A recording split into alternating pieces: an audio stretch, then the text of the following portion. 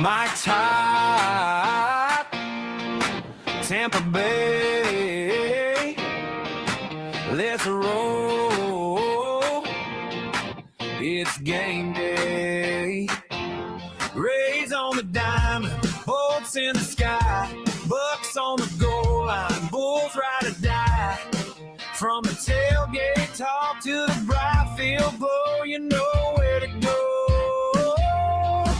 It's the JP Peterson Show. Hey! Oh, yeah. And boy, do we got a show for you today. Oh. Man, oh, man. Timmy, when they told me Baker Mayfield was coming to the podium today, I said, oh, this will be interesting. It'll be interesting where he says his contract is. He probably won't say much. Wow. We got a new line to add to the theme song, JP. Baker headed out of town. Yeah, that's for damn sure. Holy shizbang. Welcome into the JP Peterson Show on this Thursday that we will not soon forget as Baker Mayfield eviscerates the Buccaneers organization with a smile on his face. Could have been nicer about it. Could not have been nicer about it. The words that were coming out of his mouth did not necessarily match his demeanor, which made it that much more effective. It was jaw-dropping. It was absolutely jaw-dropping. The entire thing witnessed. And I know you guys just want us to get to it, and I'm going to try to get to it as soon as possible here, but I got to kind of set the stage, Timmy. By the way, setting up the show, Steven Garcia is going to join us. Steven played quarterback at USC for Steven Spurrier, South Carolina, way back when. I was also a superstar here locally for Jefferson High School. Took them to the state championship game, if I'm not mistaken, or very close. Unfortunately, he has come down with stage 4 colon cancer. His prognosis is good, and he's going to have a fundraiser coming up. So we're going to talk about his fundraiser and also what you guys can do to get your colorectal scale test done and avoid what he's going through. It's all about awareness. Yep. So we'll do that as well today. But obviously the big story is Baker Mayfield. We'll get to the Rays as well. Some fallout from our interview with Bill Carlson that we had. So we'll talk all about that. Whatever you guys want to talk about, bring it in the comments as well. So I kind of want to set this up. You guys know what's going on with Baker's contract. You know what's going on with Vita's contract. Vita, by the way, didn't even show up outside today. He just stayed inside with Tristan Wirfs, and so they weren't even out. But and I'll get to the highlights of the practice today, which are now secondary. By the way, Baker had a really good day. Mecca Buka had a good day. Tez Johnson had a great day, catching a couple of deep balls and hitting the big backflip for the fans, going nuts. Bucky showed some burst. Ruben Bay Jr. was all over the freaking field. That guy, man, he is going to be a game wrecker. Yaya had a nice day. It was just an interesting day out there, but we'll get to that a little bit later because this is the story. So Baker walks up, and you're going to see this guy. I got video. Walks up, and it was a big day for fans. And he spent about a half hour signing autographs before he came to us. So he's coming over, and one little kid walks up, signs the autograph. Like, this is quintessential who Baker has been. And he has done everything and more that the Buccaneers have asked him to do in the community in terms of his charity work. In fact, they don't even have to ask him. People just come to him, and he and his wife Emily have just been so gracious with their time and their philanthropy. It's been absolutely amazing. He's the heart and soul of your football team. I mean, without Baker Mayfield, they don't win any of these division titles. Get out of here with that. He's played on an under market contract. The Bucs have not paid a full market quarterback contract ever, as far as I know. And they're faced with the situation that they have to now pay the piper, and they are basically refusing to do so and insulting Baker in the process. Now, before you hear this, I'm just going to take about 2 minutes to say what I need to say. This is a horrific PR situation for the Buccaneers, especially with what's happened with Mike Evans and what's happening with Vita Vea, and what happened in free agency when the Bucs went cheap. This is going to be a fallout from the fans and a PR disaster because of the way Baker said it and what he talked about. It is a code red over there. I don't know if they expected him to do this, but I can only imagine what's going on over there at One Buck Place. The Glazers and Jason Light have been put, kind of in the crosshairs here.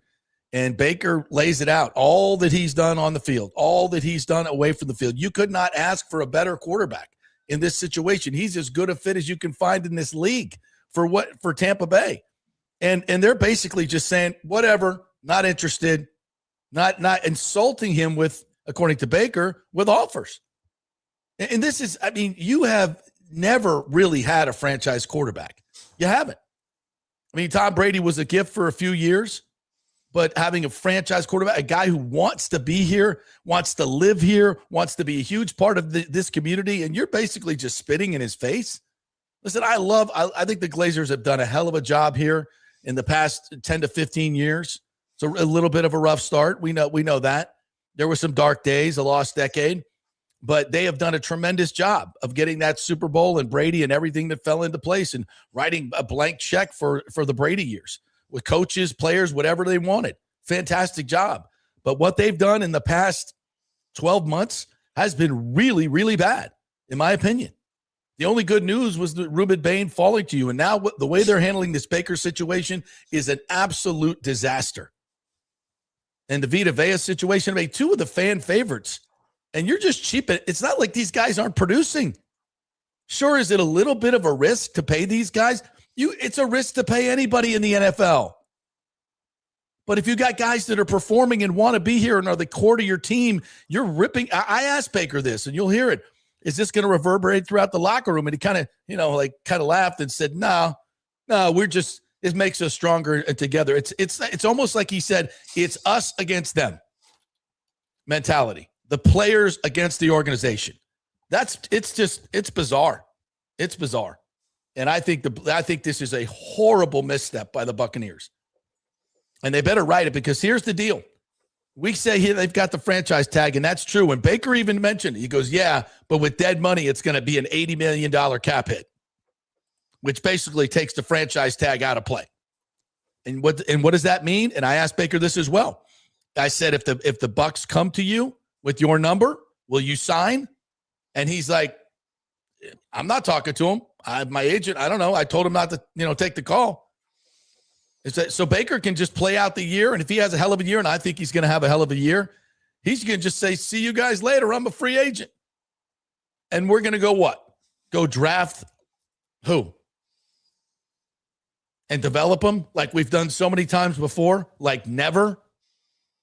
Disaster. Is this any different than the way they handled Mike? Yeah, I think it is. I think it's a different situation. Well, I know the situation is different, and Baker's more in the prime of his career than Mike is. They offered Mike more money than he got. I know. So no, I don't think this was an issue where Mike, which is almost worse. Like they even offered Mike. I don't know. It was obviously his price because he took less. Yeah, he would have played for it. So it wasn't even about money, and he still left your franchise. This is brutal. Joel, Brian, all of the Glazers, you guys have made a terrible mistake, and you better rectify it as soon as you possibly can. But I think the price just went up. All right, Let's get to it. This is Baker stepping to the podium while he signs an autograph with a youngster. I hope we catch it at the beginning here. There it is. Yeah, there's the assembled media. Everybody's waiting. Sweetheart. He's just so measured. How you doing? Yeah. Great. No big deal. Not a whole lot going on, guys. What are you doing? Organization. Listen to this. You guys, you set the deadline, and you're done talking, apparently. Just how disappointed are you you couldn't bring that to fruition based on what you've done the last 3 years, and what are your feelings about it? Yeah, obviously I've told you guys I've been pretty upfront and honest about my feelings about Tampa. It being home for now our family. We're raising kids here. We love it here. Wanted the deal done and set the deadline and told them it was going to be all ball after that. And I did mean that. And I don't know if they thought I was just going to take some of the offers that they gave, but I'm at the point of my career and understanding what I've brought to this franchise. One, I'm very, very thankful for the chance they gave me. Do not get me wrong on that. But I've also I really know what I've brought to this franchise leadership wise, and and even play wise. It's been some of the best years of my career, and I think it's only going to trend upwards. Just being comfortable and feeling that. So disappointing in that regard to not have, to feel disrespected a little bit, and that's really the disappointing part, to feel undervalued after thinking you've earned it. This is not a poor me thing. There's a lot of other people that have it way worse off, but I can sit here and look at other quarterbacks and peers and evaluate myself based on that and put myself in certain categories that I deserve to be compensated for that. And I think I'm a franchise quarterback. I've been told I'm a franchise quarterback. It's been said publicly from ownership down here. And so to not have a deal done is very disappointing. But I said the deadline was a deadline, and I addressed the team to let them know I meant that. It's all ball. I'm with these guys. I think all the guys that have been here know exactly who I am. The guys that are new here, I wanted to address that because they might have had a notion prior to coming here about who I am as a person. But it's all team. It's all about winning here now and what we're going to do. And hopefully Vita gets his back fixed and gets his deal done. I mean, he's the second longest tenured Buck behind CG, and Vita deserves that. He's the anchor of our defense, and so I hope they take care of him. It's disappointing to say the least, but it's all ball here, and I know I'm going to have a good year. I know this team, the things that we went through last year, put us in a good spot for this year. Depth-wise, a lot of guys being thrown to the fire to be able to grow and learn fast. And it didn't go the way we wanted, but it's a new season, and it's going to help us in the long run this year. Added some new pieces, and so I'm excited about it. It's all ball from here. After today, I'll answer a few more questions about the contract, but after today, I'm not answering anymore because I'm not negotiating anymore. You're never out of shoulder chips, but in some way, Baker Mayfield's always bet on himself. Yeah. To do it again. That's where that one shut off. Oh, okay. All right, let's just come back at real quick here on this. I mean, wow. I thought he laid that out as an opening statement, Timmy, like a seasoned attorney arguing in front of the Supreme Court. And he had all the notes. He's earned it on the field. He's earned it off the field. In terms of leadership, he's the leader on this team. Vita's the leader on your defense. I mean, I understand going cheap in certain places. Yeah. You can fill in other places. Your job as a general manager is to go find talent to fill in these other places. Key players, you pay. You can say shit about Jerry Jones that he sometimes overexpends for his stars, but he takes care of them. And you look around the league, nobody's doing this. Nobody's doing this, what the Bucs are doing. And everywhere you look, it just looks like it's about money. Reports that they didn't want to fire Todd Bowles because of money, of a $12 to $15 million buyout. Still insane to me. Reports, Mike leaves, and that wasn't even about money, but maybe it was. And then these two key players, you go into free agency, and you get guys that were second or third tier. No disrespect to Mr. Anzalone or Muhammad, but those weren't top tier guys. They went cheap. Bain falls to you in the draft. It's a stroke of luck. But now your quarterback, your franchise quarterback, and the best defensive player you have, arguably top 2-3 defensive tackle in the game, you win at the line of scrimmage, and this is what you're doing? Not to mention the way they played the Rays thing, which to me was not cool. Coming in late, asking for big money, that was so. Listen, I've said this at the top. I tremendous respect for the Glazers and Brian and Joel and all of them, and I've known them for a long time, and I like them.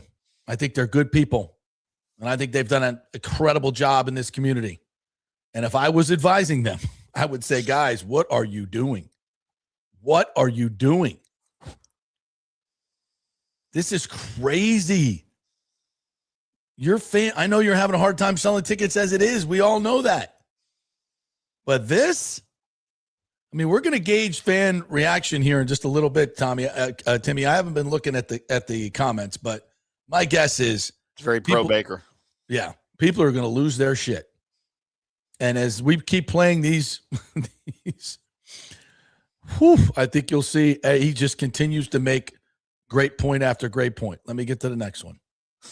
Are these in order, by the way? I don't think it really matters, but here we go. They're in the order of how you sent them to me. Okay, cool. Yeah, I mean, it's like I told you guys, it's all ball, and I don't want to talk about it. And if you've waited this long to take care of your franchise quarterback, that's too bad because it's only going to get worse from here. Yeah, I'm going to have a really good year. Life things for yourself. You have to come out. That was great right there. Play that one again. That was freaking amazing. Yeah, I mean, it's like I told you guys, it's all ball, and I don't want to talk about it. And if you've waited this long to take care of your franchise quarterback, that's too bad because it's only going to get worse from here. Yeah, I'm going to have a really good year. Life things for yourself.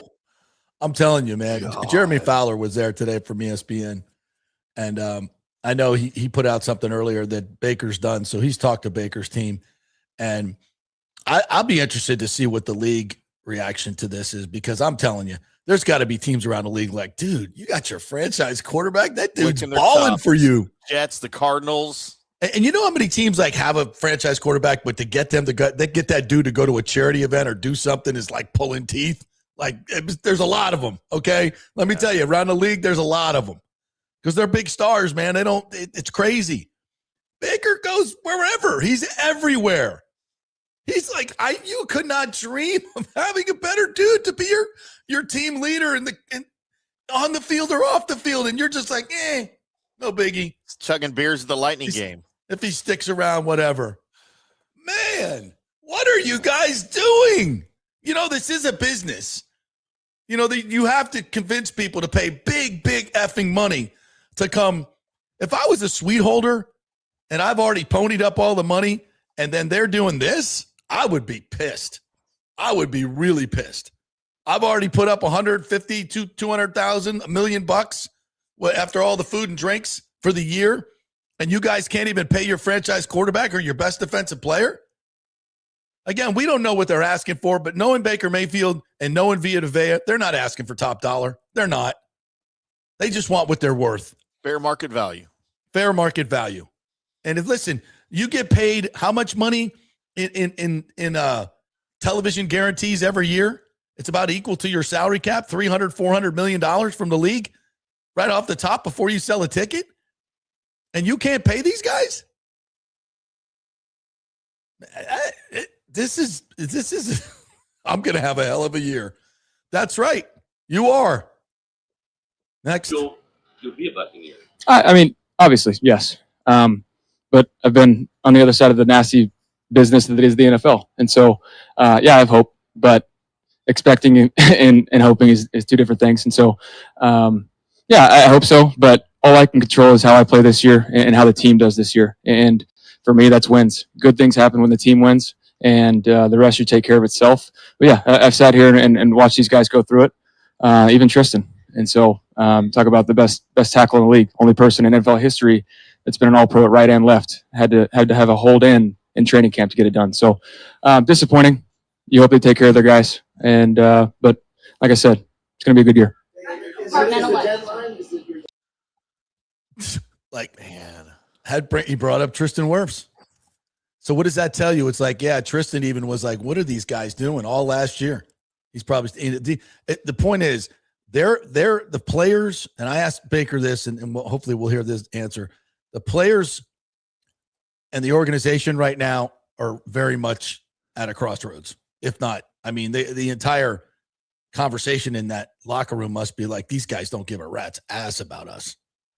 You know, and I never made much of those surveys about, child care at the games, players association dining and facilities. I've been around those facilities, man. They're top notch. Like, don't complain about those, but maybe, they know more than we do. This is not a good look for the Glazers, man. I've known Brian and Joel for a long time, and I would tell them to their face, like, guys, what are you doing? If you're watching this show, guys, I don't know what you're thinking. I don't know what your strategy is. If you're getting ready to sell the team, tell somebody, because the next guy that is going to buy it will want a franchise quarterback in Vita Vea playing. Maybe they can loan you the money. I don't know. But I don't know what you're doing.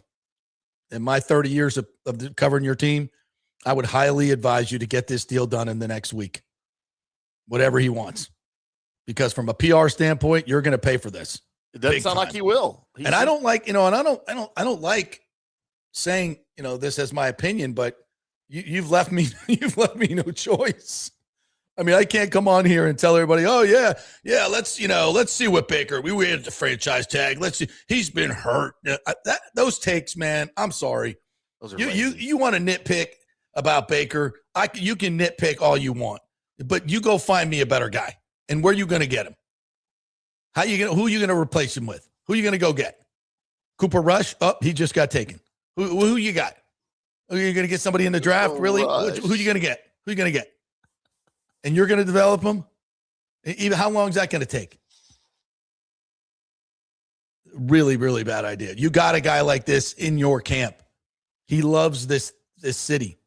And I loved how that's the first thing he said about, we love Tampa. We want to be here. We're going to be here. We're going to raise a family here, blah, blah, blah. Oh man. All right. More Baker. And going back to the first question when I opened up, Tampa has felt like home from the beginning. The community's embraced Emily and I. It's felt like home. And that's probably the worst part about it is we do want to spend the rest of my career here, however long, God willing, that is. Yeah. But it's always been home. We'll come back here. I found a great routine, great gym to train. The people that are here, it's an awesome community. We love this city. We love giving back to it, helping it become a great place to raise kids and families, and just support each other. That's what good communities do. And so, when it comes to kiddos, it's the best. Speaking of family, Wow. I mean, what more do you want? What more do you want? Organizations beg for dudes like this who are the third string tight end. Get a guy like this in the community. He's your freaking franchise quarterback. He's a Chamber of Commerce. The St. Pete and Tampa Visitors Bureau calling the Glazers like, what are you doing? This guy's the best representative ever. You're killing us, dude. The churches are calling. Hey, come on. You know how much money he gives us? And we're like, let's see what he can do. Rick wants to know if Stu moved into $1 place. You nailed it, brother. It feels very Stu-esque. It really does. Maybe Stu's buying the Bucs. And look, I've never met Baker. I don't know him from Adam. I've loved Baker his entire career going back to Texas Tech. I've always admired his game and his attitude and his moxie and whatever. He sounds like a dude of his word. Yes. Okay, from what I can tell. And so I'm telling you, there is nothing getting done until next season when he will restart negotiations until the offseason. And it might be too late by then. This entire season. It might be too late already. Right. He's pissed off. This entire season is going to be flooded with Baker contract talk. Yeah. Every win, every loss, doesn't matter. Yep. Every great performance. Now, he's not talking about it. No, not him. Doesn't mean we're not talking about it. Right. Doesn't mean the questions aren't going to be asked because, I can see this happening. Come out, throw 4 touchdowns in the opener, and then somebody be like, man, it just sucks you're not under contract. He'd be like, yep. Price I just agree. went up. Price just went up. Yesterday's price is not today's price. Good so Lord, stupid. Man. Do you know how hard it is to find a quarterback in this league? Buccaneer fans, you know better than anybody. Yeah. You know better than anybody. Go ask a Jets fan or a Cardinals fan. He ain't perfect. I get it. But he's damn good. And he loves Tampa. He wants to be a Buc. There were times where that would never even be said. The Glazers have built up so much goodwill in the past 10, 15 years. And it's shocking how fast you can piss it all away. But you're doing it. You're doing it. You guys, you're there. Hopefully there's time. Hopefully there's time to save this. But listening to Baker today, the die has been cast. Snake eyes. And like going back to Or Baker. the first question when I opened up, like Tampa has felt like Yeah, home. no, Think all one, right, I think was he that. just played. Yeah. Sorry. I think if I hadn't gone through a couple of different situations earlier on in my career, I'd probably be in a different headspace. It also helps being a little bit more mature now and having different priorities in life. But yeah, I'm at peace. It's a piece. I think what I've done here is my resume, and I think it spoke for itself. And so if that's not recognized, that's okay. I'm just going to go continue to add to it. Internally, is this, I know you talk about the deadline, but internally, is this something that throughout the year maybe you can use as motivation to push through? No, money should never be the motivation in football. It's how do I help this team win? It's never going to be the motivation for me. When it comes to having a chip on your shoulder and all that, and for me, it just puts me in the mindset of betting on myself, and that's something I'm pretty familiar with. Yeah. And it's a good place to be as a high competitive guy. Sometimes you have to put yourself in backed into a corner and fight your way out, but I have a lot of guys and a lot of staff around me that are with me. And so I'm not alone in it. We're fighting for the same goal, and that's to be playing in February. If they were come to meet your number in the next 2 weeks, would you like to sign that contract, or are you in a space now? I mean, I'm going to play my year and head free agent. They're not talking to me. I know that. If my agent answers it, he's not going to bother me with it unless it's actually recognized for my value. Oh, There you go. there's Yeah, an that open was- window for you. Yeah. Yeah. Yeah. So I exactly. And that's why I asked the question.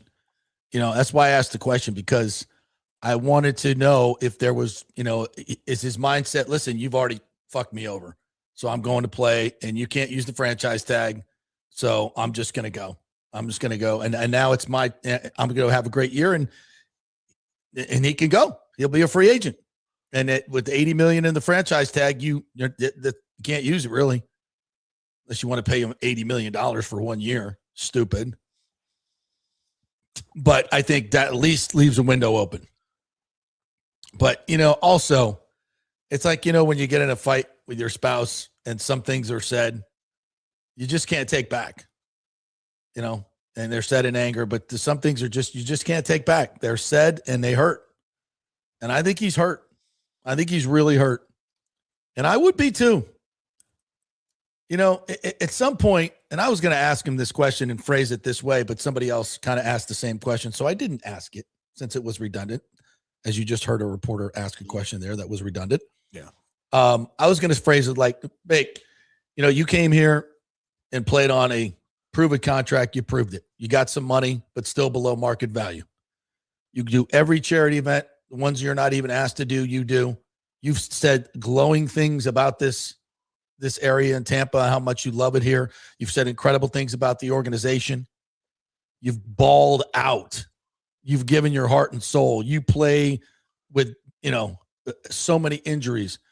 Is there ever a sense of like, what the fuck do I have to do to get a contract? And I was going to ask it like that. Like, what the fuck do I have to do to get a contract of my worth?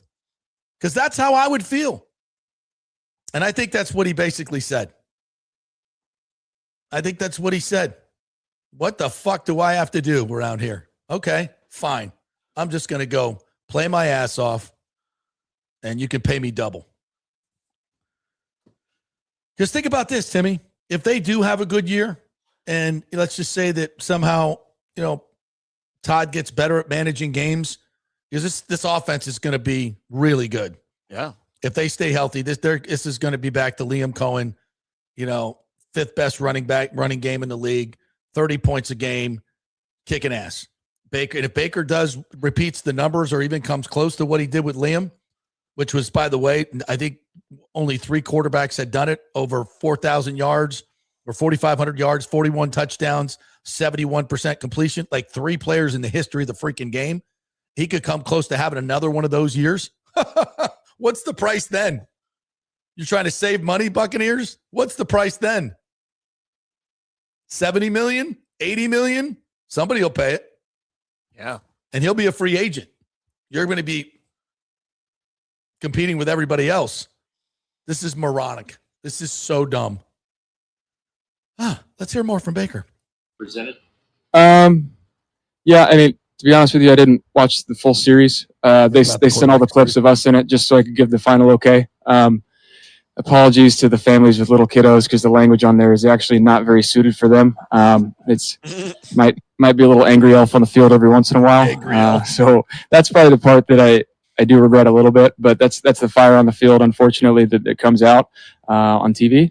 But yeah, I wanted to portray that I'm all ball. You can say what you want in the media. You can say I'm cocky and whatever, but it's all ball. I love my teammates. I love this game, and I love playing it. Fire. To be presented. I mean, just everything. Yeah, he's saying, to be honest with you, I didn't. everything he's saying is so spot on. I mean, I mean, if you're as a fan, a Buccaneer fan, anybody, you're just like, I love this guy. I love this guy. Business side of it. It's two separate things. You know, we all come out here and we're playing the game of football for a job. And so we do have to take a step back and realize that. But there is a business aspect of it. So you separate that when you come out here. Like I said, if you win, you play well, good things happen. So that's what I'm focused on. So that's how you compartmentalize it. That's in the past now. That's behind me. And right now, all I can do is focus on this year. Last year, you saw Mike walk out the door for less money go across the nation. You just mentioned Peter's situation, your situation. Are you concerned that the way this organization is handling their franchise players, that's going to reverberate through your locker room? Not at all. I think that's an easy scapegoat for the outside media to look at. But to be honest with you, inside the locker room, all that does is bring us closer together. It's the downstairs aspect of our building is really, really special, and our guys know that, and they cherish that. So it's only bringing our guys together. That might be a negotiating tactic on their part, but this is, like I said when I got here in 2023, it's a really close-knit locker room, and that's the leadership that was here prior to me getting here, and just the way they carry each other, carry themselves, lead by example. And when it comes to things like this, it's separate from the football thing. It's you take care of each other, you play on the field, good things happen, you take care of each other, and go from there. So that's the question I asked. It was like, is this going to reverberate throughout the locker room? And he said no, but then he said yes. It's reverberating, but it's creating an us against them mentality, which is kind of weird because every game you win, you put money in their pockets, right? Every game you win. But here's the thing. You can't go out there and play like shit because then you're cutting off your nose to spite your face. So you have to be a big boy and go, okay, you want to do this? This is the way you want to play. Then it's about me. I'm going to go ball out and then I'm leaving.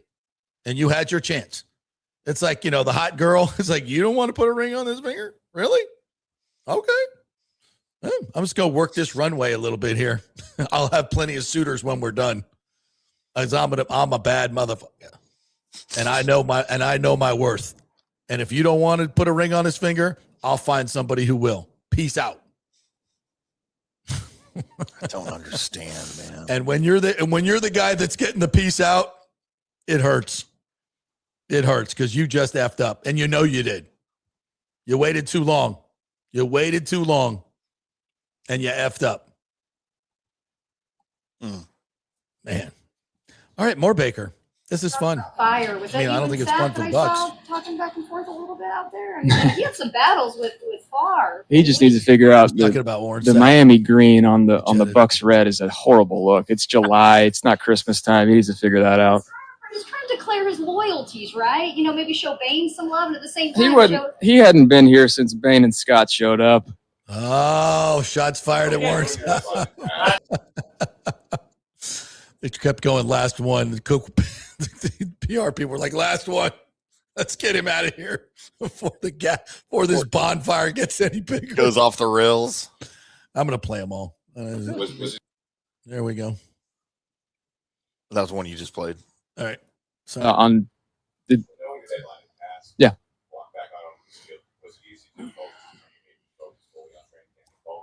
Really easy.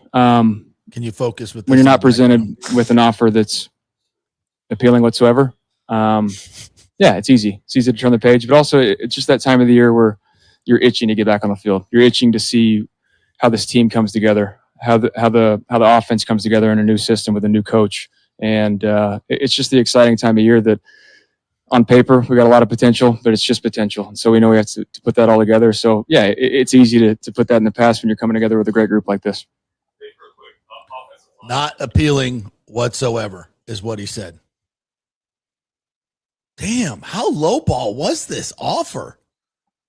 Sounds embarrassing. It sounds like the first one was so low, they didn't even counter. And even at this point, it's not appealing whatsoever. Like, how low did we go?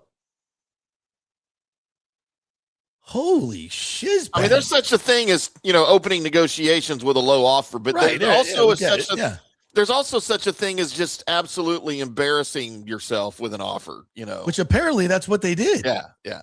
Because I don't think Baker would lie about this. No, By the way, Bucks, I don't know if you know this, but agents talk.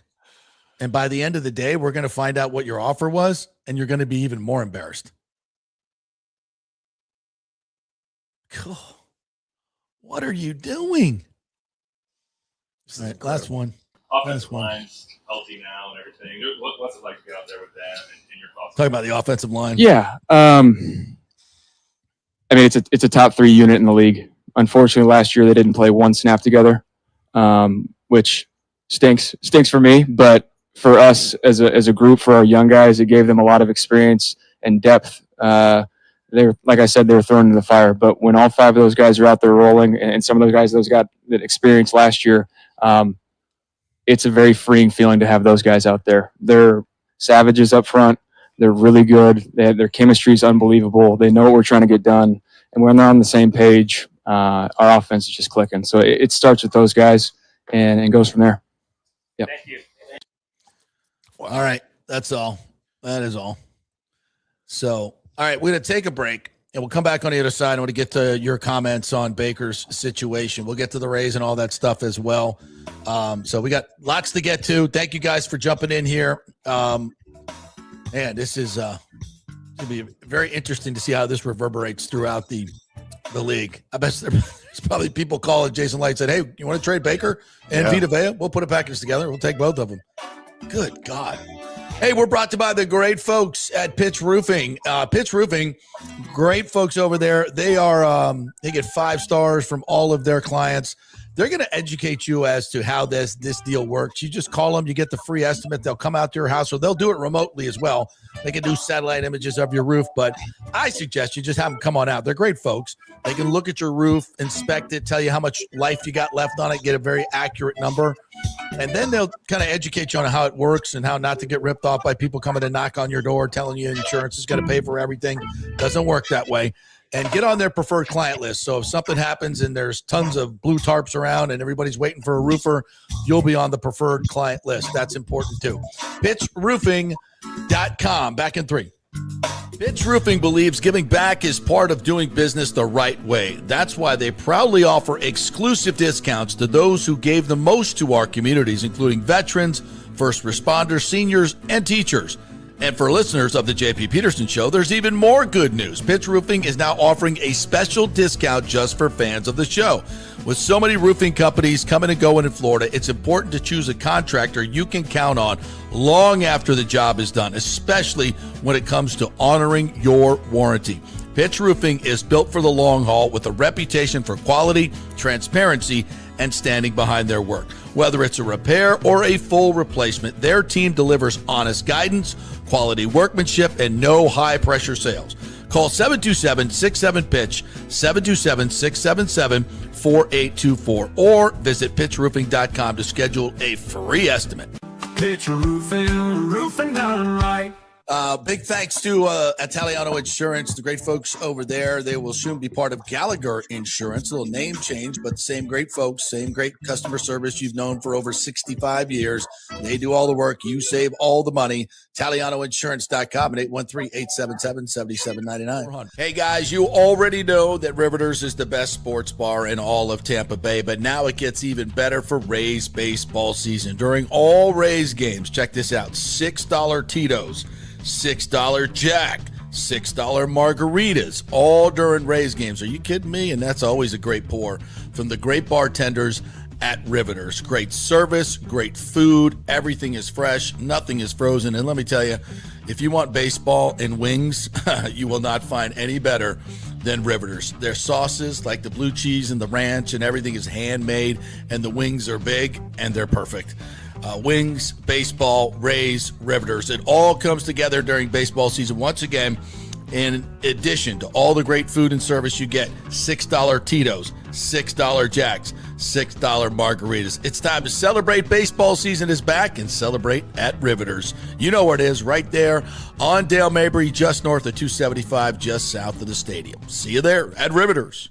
Hey, the Golden Diamond Source wants to be your family jeweler, so don't wait any longer to find that one-of-a-kind perfect engagement ring for that special someone in your life. At the Golden Diamond Source, they can design anything you want personally. The Golden Diamond Source can help you trade in your old broken jewelry and use it towards a new purchase as well. And with gold prices at record high, now is the best time to do it. They only sell natural diamonds at the Golden Diamond Source, so if it's a real love, it should be a real natural diamond. Don't start your relationship with a fake diamond. Bad idea. And with the Golden Diamond Source first-time buyer program, you can learn all about the 4 C's in all the different shapes and styles. And they are able to show you a huge selection of inventory to choose from. And don't forget, 0% financing for up to 5 years. If you finance $5,000, it's only $83 a month. Make sure it's a Golden Diamond Source diamond, 3800 Almerton Road, always online at goldendiamond.com. It's a love you give only at Golden Diamond Source.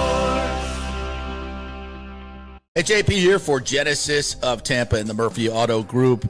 I think the best way to experience a business is to use that business. And I just did at Genesis of Tampa. Just bought a GV70, a 2023, and it feels and drives all new. It's an absolutely fantastic car. The technology, the comfort, and the price, absolutely outstanding. Frankly, I never thought I could get into a car like this, but they made me a deal I could not refuse. And I also get the VIP service where you can just drive right up, their pit stop service. They'll top off all the fluids, make sure your air in your tires is good, new wipers if you want them. If you need extended service, they will come to you, bring you a courtesy car, and then bring your car back. What more do you want? The experience was just VIP all the way. And you can get that at Genesis of Tampa. And don't forget, you can get extended warranty, which I did. So I have worry-free miles up to 100,000, and all they do is just take it in. Actually, I don't have to take it in. They come to me. It's perfect. It's Genesis of Tampa right there, 801 East Bears Avenue, right off of 275. Go see them and tell them JP sent you. Let's go. Right now, back to the show on FanStream Sports. Yeah, back. Just heard Genesis of Tampa. Tonight they have a fundraiser at Office Evolution on Harbor Island, which is right near American Social there. Bring some school supplies. We're going to pack them all up for the kids. 5 o'clock, I believe it is, at Office Evolution. I'll get you all the details here in a little bit. Put it on social media because that's what Genesis of Tampa does. They do great things in the community, always doing great things in the community. They support USF, women's sports dramatically, Gray Bull Rescue, tons of stuff they do in the community. And they sell great cars at great prices, and their service is fantastic. So once again, a local company that gets it and does it right. And that's Genesis of Tampa. So come join us tonight for the fundraiser. I'll be there, Office Evolution on Harbor Island, right next to American Social there. So come on over and say hello and bring some stuff for the kids. Even if it's a couple of notebooks here, go by the dollar store, pick up $10 worth of stuff, and come on over. And we'll have a nice outing there. Thanks to the folks at Genesis of Tampa. All right, just found this on X, so kind of wanted to play this to give you a little bit more perspective. This is Jeremy Fowler doing a one-on-one with Baker, and they talk a little bit about the evidently the biggest problem was not the AAV of $50 million, but it was you only offered 2 years. Baker, you used words like disrespected, disappointed, undervalued when it comes to your contract. What value did the team place on you that made you feel that way? I mean, it was all three between years, average, and guarantees. Probably the most disappointing is years. Didn't get offered anything over 2. And so when you're told you're a franchise quarterback and they handle it otherwise, that's disappointing. So felt like I earned that. It's not a poor me pity party over here.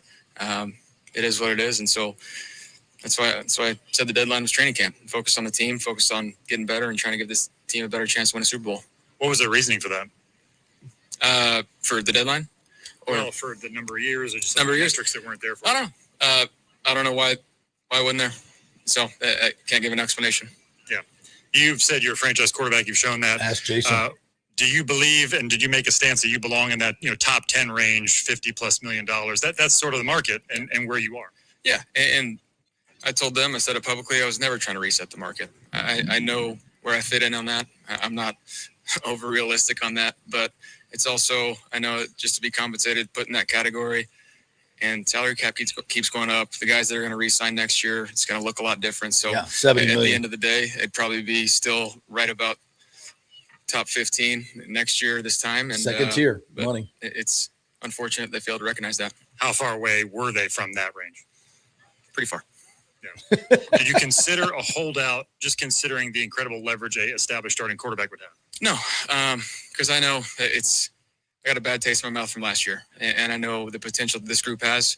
It's still, for me, the most important thing is winning and making sure that I'm a team first guy, and I wanted our guys to know that, and then I was dead serious about it. So never considered a hold out, hold in. I want to win ball games. I want to play with these guys. It's a special group, and that's why it feels like home. Yeah. What reasoning did the Bucs give for not meeting you at that point, as far as sweet spot? You'd have to ask my agent. I don't know. Yeah. And then you mentioned the potential of this team. How do you Jason quantify White. that? Like, what can it look like if everybody stays healthy and is clicking on all cylinders? Yeah, it's potential is always just potential on paper, and we have that for sure.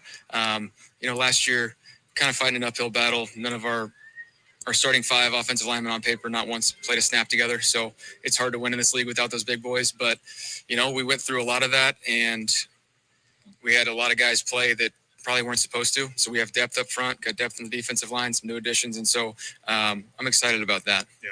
Have you been forced at all to think about free agency, other teams, any of those possibilities? No, and that was kind of the big issue, is like, I want to be present where my feet are at. I am a Buccaneer right now. I am the quarterback for this team. How can I lead the best way possible? How can I win as many games as possible? And how can I win all a the Super right Bowl? things. Yeah. And you've gone through this before, like you said, went through it in Cleveland. As you would expect. Played well multiple spots, and here you are.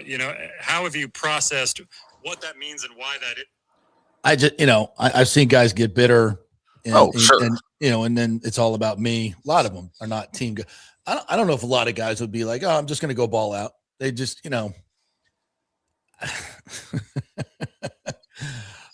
listen, and there's I was checking online during the break. There's a lot of talk about, is the franchise tag, is it really in play here at $80 million? And if you franchise them the next 2 years at $50 million, you get to $110 million, over 2 years. I mean, what are we doing?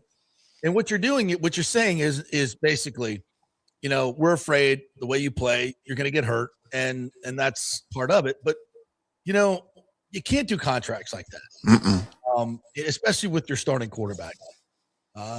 It doesn't happen in a vacuum. Other players see it. That's why I asked the question. Of course it reverberates through the locker room. I mean, good on them. Good on Baker for his leadership and Wirf's leadership to understand that it's still, that their legacy is going to be defined by winning and losing and how they play.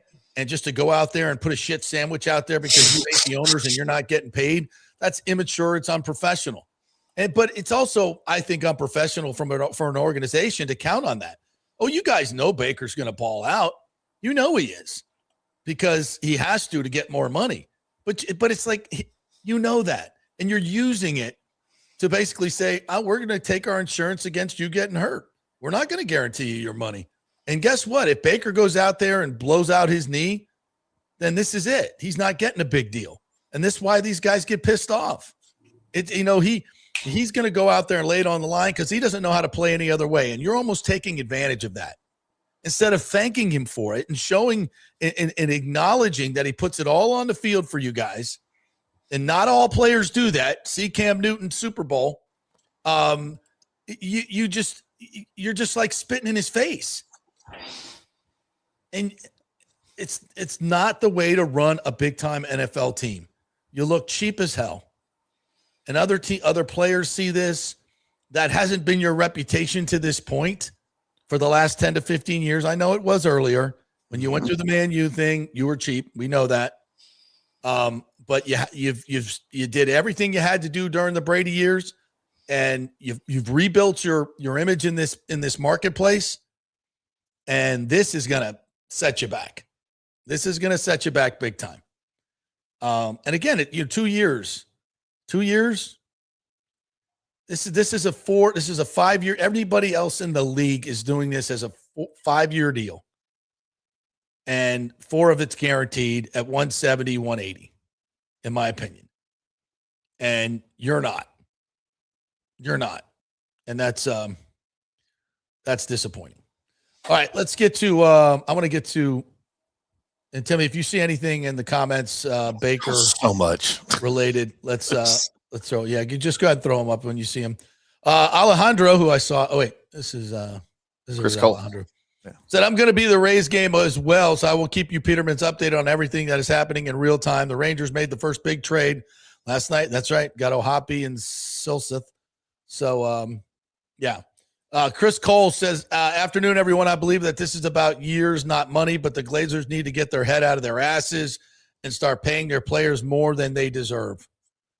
They don't have to do that, but just pay them what they're worth. They're not asking for more than they deserve.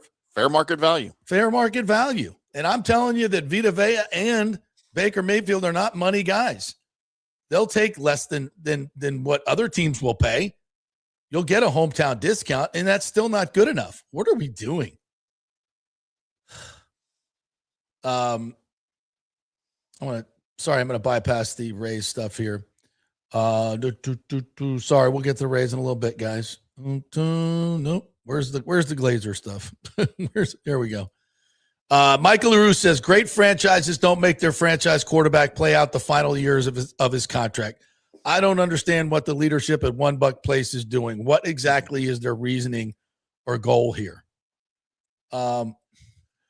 Aviation says, Baker throwing subtle shots at the front office. I don't think it was very subtle, Not my very friend. subtle.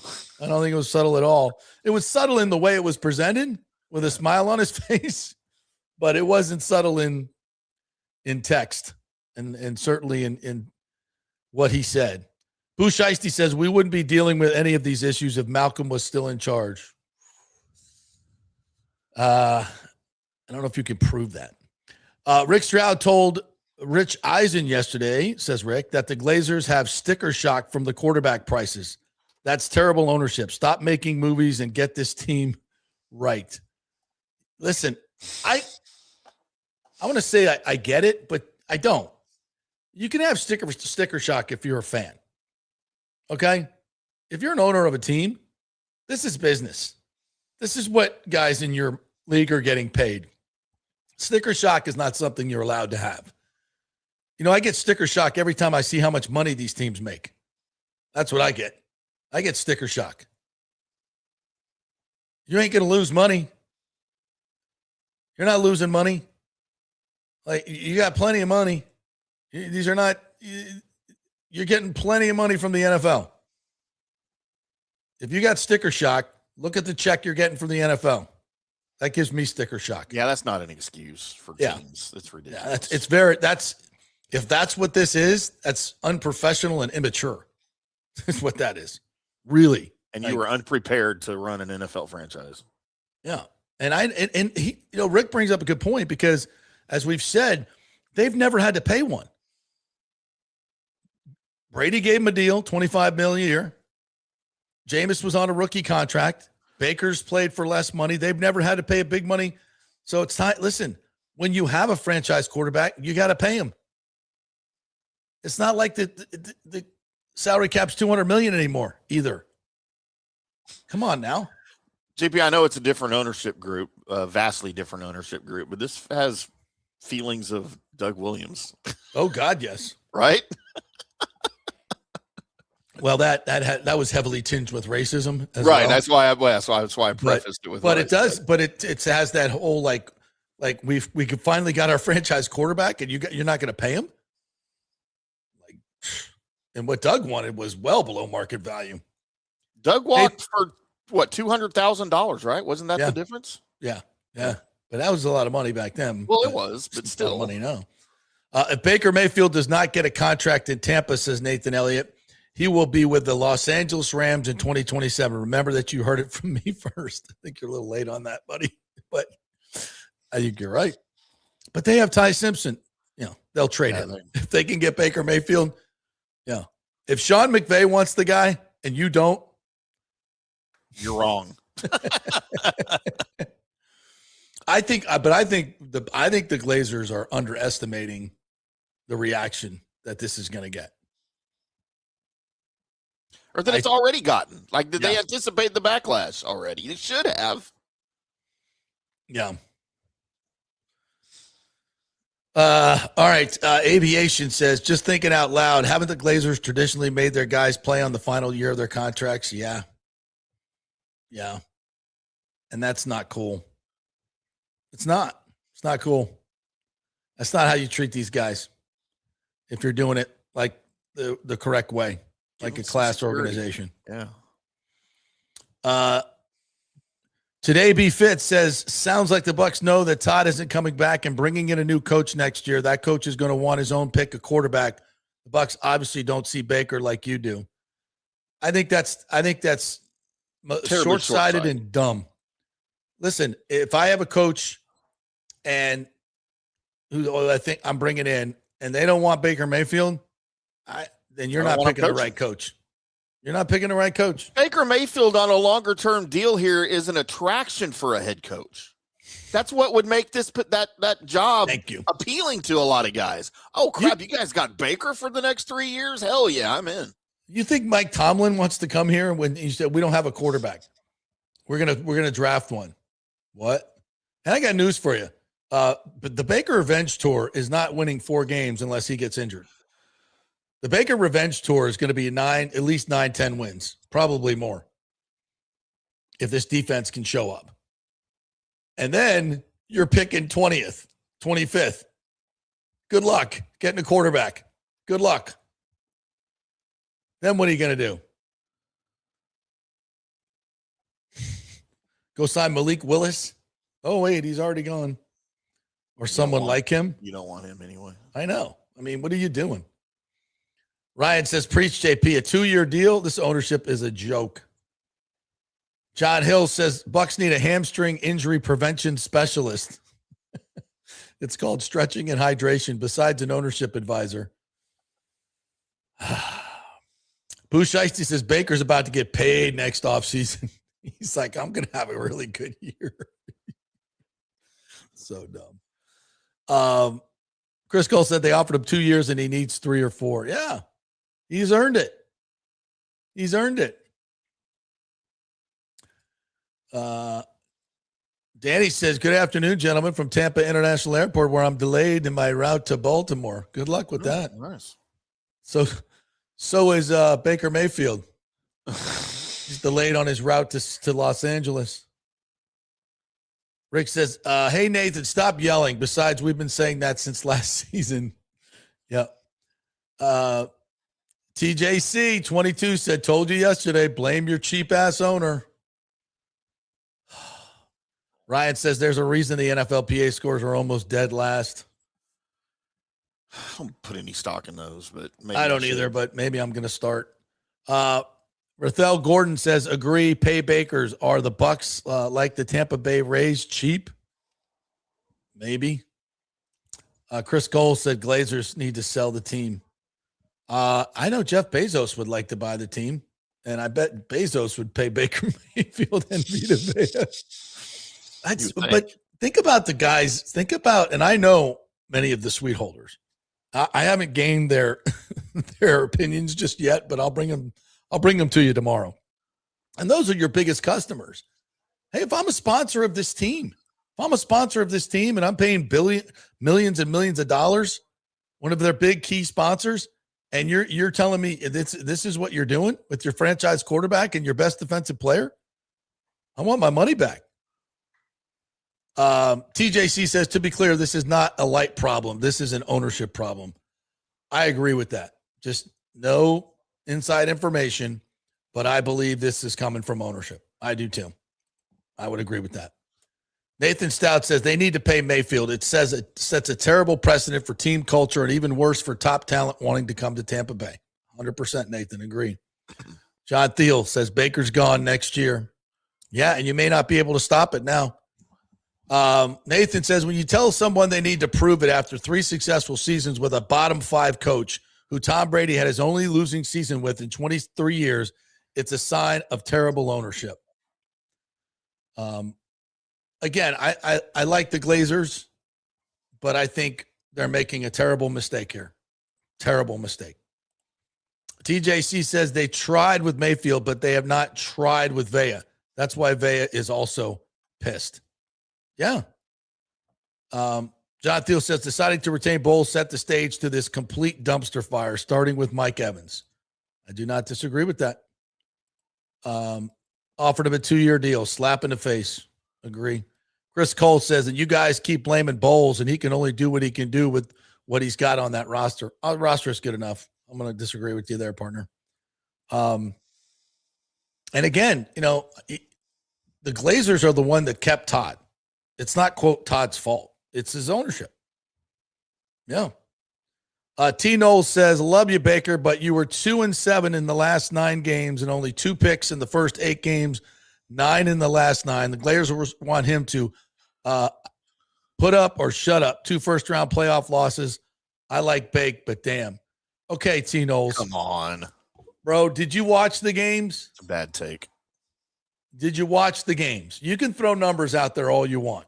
Did you watch the offensive line? Did you watch the sieve that was the middle of that offensive line in the middle? Did you see what the injuries that Baker was playing with? Because they didn't have the organization did not have a backup quarterback suitable to go into the game. Is that Baker's fault? I'm sorry, bro.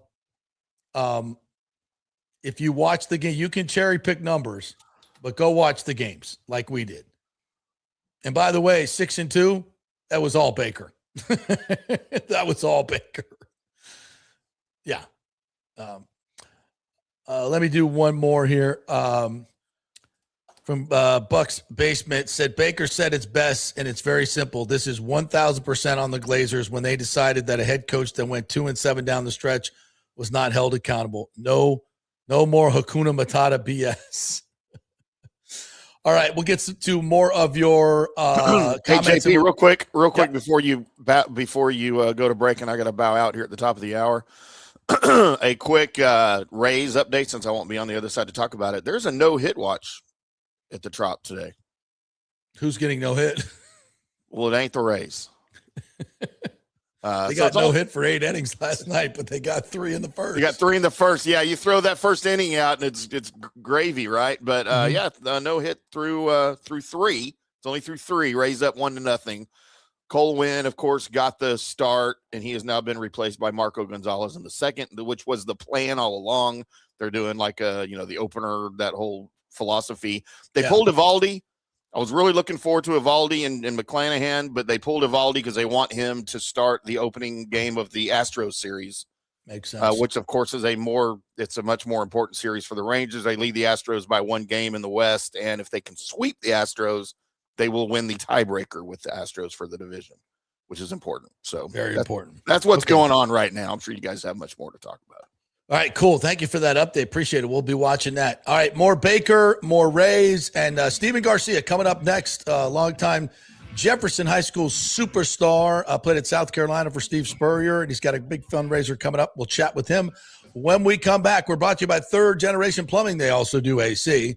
And when they combine with American Standard Heating and Cooling, that's your dynamic duo for all your HVAC needs. So if you need a new AC, it's American Standard Heating and Cooling and Third Generation Plumbing. They will put it in. Get the maintenance special, by the way. They'll come out twice a year, clean out your drain line, make sure everything's working to avoid any catastrophic things that'll cost you a new air conditioner, which is a lot more money than $169. So money well spent. ThirdGenerationPlumbing.com. Back in 3. Well, the folks at Third Generation Plumbing and AC want to say thanks for making them so dadgum busy. Of course, advertising on your favorite Tampa Bay sports talk show helps, but it's their incredible customer service, honesty, and integrity that have earned them tons of 5-star reviews. And now you could be part of the team at Third Generation. Yes, they are so slammed, they need to hire more certified AC technicians and plumbers. It's a great family business to work for. My buddy John Rodriguez runs an old school family business since 1995. They pay well, give you all the holidays off, and they offer great benefits. No cold corporate atmosphere here. You're part of the family. If this sounds cool to you, call them and apply at 813-961-8024, or you can email your resume in at thirdgenerationplumbing.com. Just go to the website, you'll see the button, email them, or call them at 813-961-8024. And don't forget about the $169 yearly maintenance special. It's a no-brainer, guys. thirdgenerationplumbing.com, and they also do AC. Ciao, Paolo Tini here, owner of Caffè Paradiso, voted number 3 People's Choice Award on Open Table. I want to thank all our loyal family of customers that have been enjoying our great traditional Italian dishes we make from scratch every day. It's a great family story we're proud of. Our family moved from Rimini, Italy in 1984. My dad, Caesar, started Donatello, and that's where I got the start in the restaurant business. I started Caffè Paradiso on South McDill in 1995, and we've been there ever since. From our traditional ossobuco, a veal slow roast for 4 hours, to our daily fresh catch, the Gruppo Paradiso, with a piccata sauce and lobster claw meat, homemade pasta like lasagna, farfalle salchicha, which is a bow tie pasta homemade with fresh sausage. Hold on a minute, JP's favorite. I love it. So come and have a glass of wine with me on South McDill. Get a reservation on Open Table and see all our 5-star reviews. Ciao, see you soon at Paradiso. Sports fans, it's time to gear up. Head to fanstreamsports.com and check out our brand new merchandise store. We're talking bold t-shirts, 3/4 zips, hoodies, hats, mugs, and more. Everything you need to rep your favorite shows and your favorite crew. Whether you're rolling with the JP Peterson Show in Tampa Bay, From the Rough in Dallas, the Tim May Show featuring Clay Hall, or the Jeff Thidoff Show in Ohio, or any of our FanStream Sports original programming, we've got the perfect look for game day and every day. So don't wait. fanstreamsports.com. Click merch and grab your gear now. Wear the stream, live the stream, fanstreamsports.com. Welcome to Kingmakers, home of the JP Peterson Show studio and Tampa's premier business networking and social club for members only. By day, it's an exclusive, vibrant co-working space with a stylish conference room, focus rooms, a full production studio, and an in-house marketing team. And by night, Kingmakers transforms into a sports-centric social hub with a full sports bar, golf simulator, and exclusive events. For young entrepreneurs and seasoned professionals, it's the perfect place to work hard, play hard, and make big moves in Midtown Tampa. Close the deal, celebrate the win. Only at Kingmakers. Become a member today at kingmakerstampa.com. Your business, your club. Hey, JP here for my concierge medical professional, Chris Lugo, PA. You've heard him on the show for a couple of years where he shares invaluable medical, nutritional, and supplement advice. With Chris, it's like having a medical provider as your best friend. What I love about this concierge service is the convenience and support he offers. I can text or call him 24/7 with any questions or concerns, and he'll promptly call in a prescription if needed. No office visits or copays required. It gives me peace of mind knowing I have someone genuinely invested in my health, not just focused on insurance profits. And the best part, the Bay Area Modern Medical Center's personal concierge service is more affordable than you might think. Don't let insurance companies dictate your health care. Take control of your health and wellness today. Visit BAMMC.com for more information and to schedule your initial free consultation. Empower yourself and take charge of your personal health with BAMMC.com. Let's go. Right now, back to the show on FanStream Sports. All right, welcome back to the JP Peterson Show here. Sorry, Tim is going to other duties, so I'll be producing the show the rest of the way, so bear with me, you guys. As we welcome in Steven Garcia. See if I can get a better shot of you here, Steven. How are you, partner? Let me get your audio up. Good to see you. It's been a long time. It has been a while. I think the last time I saw you was when you were playing over at Jefferson, coming over there with my Channel 8 cameras going, "What's up, brother?" Same old stuff. Obviously a little bit different these days. But yeah, I mean, everything's going, everything's good, all things considered. Except the health. Except the health. Yeah. So, I mean, so many of us guys, we don't go to the doctor and we don't get checked up on. So tell me your story. I know you were just recently diagnosed with stage 4 colon cancer. You look great, by the way. No, I mean, I feel great. I feel normal, which is, the crazy part about it. So I guess it started happening like last July. Just had like some stomach pain, just never felt like fully emptied. And my wife was like, you're going to the bathroom way too often. Like, what the hell's going on over there? Wait. This sounds very familiar. Yeah. So she dragged me to get an ultrasound on my stomach just to see what was going on. They found two spots on my liver. They ordered an MRI. Then they noticed it was 2 lesions. Then they ordered a colonoscopy. And then that's kind of when the can of worms got open. Did the biopsy the next day. And then on the 25th, they installed the port. And then 2 weeks later was doing chemo. Golly. So it happens fast, It happened very fast. I was, super fortunate to, I actually trained the head surgeon at a Tampa General, Alan Jaginski. Yeah. So I've trained his kid for the last 3 years. And, when we first got the news, Masha, my wife, immediately called Dr. Jaginski, and he's been quarterbacking this entire thing. It's been extremely helpful. Wow. You help his kid, he helps you quarterback in that deal. Yep. So the prognosis is good? Yeah. So I just had an appointment this morning over at TGH at the Brandon office. And the scans came back. Everything looks great. We start that's fantastic. pelvic radiation next week, have 5 sessions of that. And then at the end of August, we're jumping into surgery. And they're going to do both surgeries at the same time. So the colon and the liver, they're going to wedge it out. They're going to cut it out, and that's the plan. Well, prayers with you, man. I really hope everything works out well. It sounds like you got a good team there working with, and things will work out just fine. Yeah, absolutely. Shout out to Moffitt as well. I did my chemotherapy, did 6 rounds over there at the new facility over in Land Lakes, which is top notch. It's freaking brand new. It's also 10 minutes from my house, so it worked out pretty well. But this whole thing was definitely a shock. Never in a million years I think I'd have to be dealing with this, but here we are, and just trying to make the most of it and trying to inspire people to, if they're not feeling right, to get checked out and trust the doctors with what their recommendations are. So you're 38 now? 38, yes, sir. That's young for getting colon cancer. Yeah. There's a lot of that. A lot of it going on. Yeah, because I think insurance won't pay for colonoscopy until you're 40, right? 45. 45. And there's a lot of people getting it earlier than that. Absolutely. So what should you do if your insurance isn't going to pay for it? You got to come out of pocket. What's out there? Cheap. It's not cheap at all. So that's why we really started the Quarterback Your Health Foundation. And it's really not just for men specifically. We're going to do everything from screenings, checkups, depending on how much we end up raising and how long, how far we want to take this thing, be able to pay for some treatments for, men, women, and, whatever they got to deal with. So like I said, we're just trying to find a silver lining in this whole situation. I feel like that's it. So we're going to try to use this whole platform to, try to inspire people and help people as much as possible. I kind of joked about it, but what are the warning signs? What did you notice? That's the thing. I didn't notice anything. I didn't have, the tall tale signs is like yellowing of the skin, yellowing of the eyes, blood in the stool, stuff like that. And just severe abdominal pain. I didn't have any of that. Literally none of it. So, when they told us that, I'm like, you got to be kidding me. Like there's no way. But you mentioned you were getting up at night, going to the bathroom more.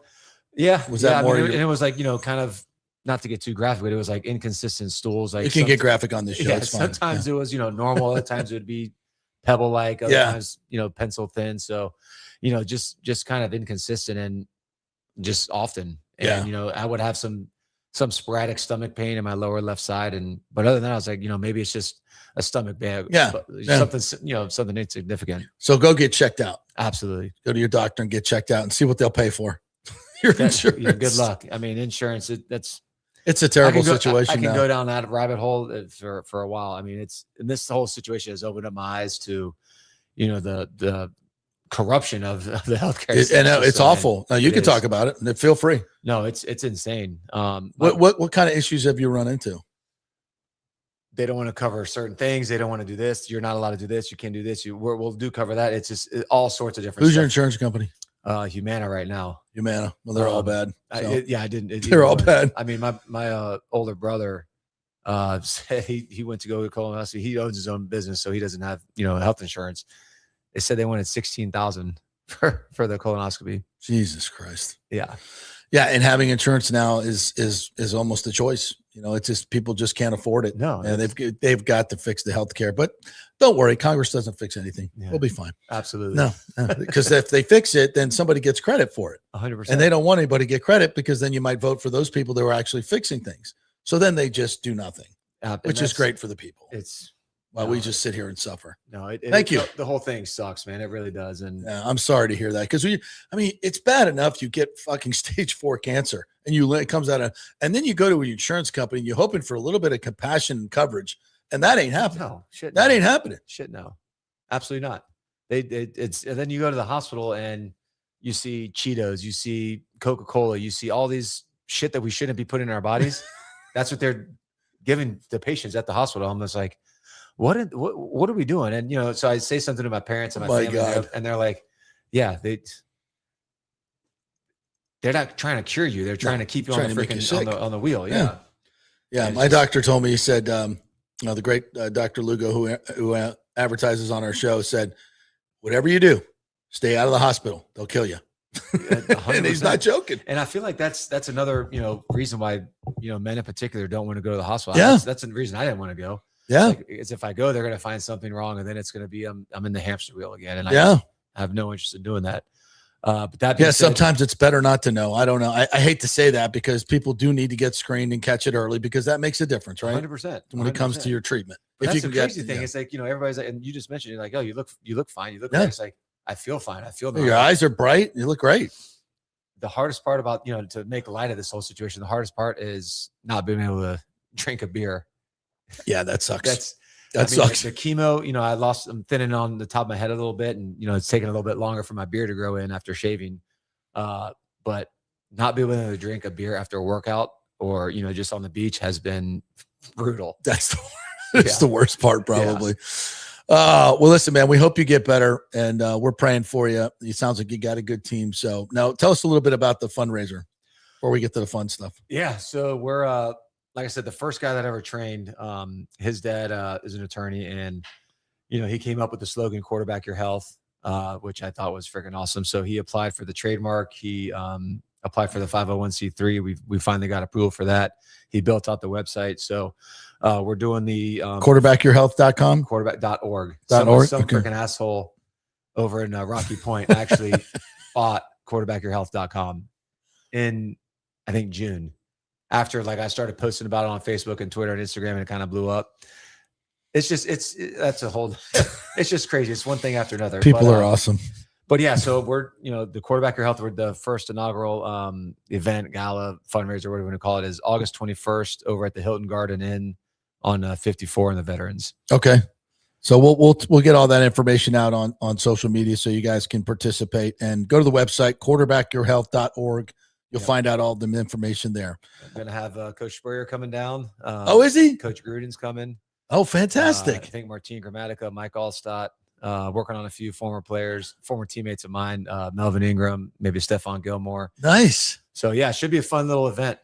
Fantastic. And it's great. All those guys you just mentioned, local guys that at the drop of a hat, you mentioned something good in charity and involve football or somebody they've known in football, and boom, they're there. Yep. They're there. And it's really great. As a community, we come together really, really cool in that way. So no question about it. Look forward to it. And I'm sure Gruden will be very entertaining.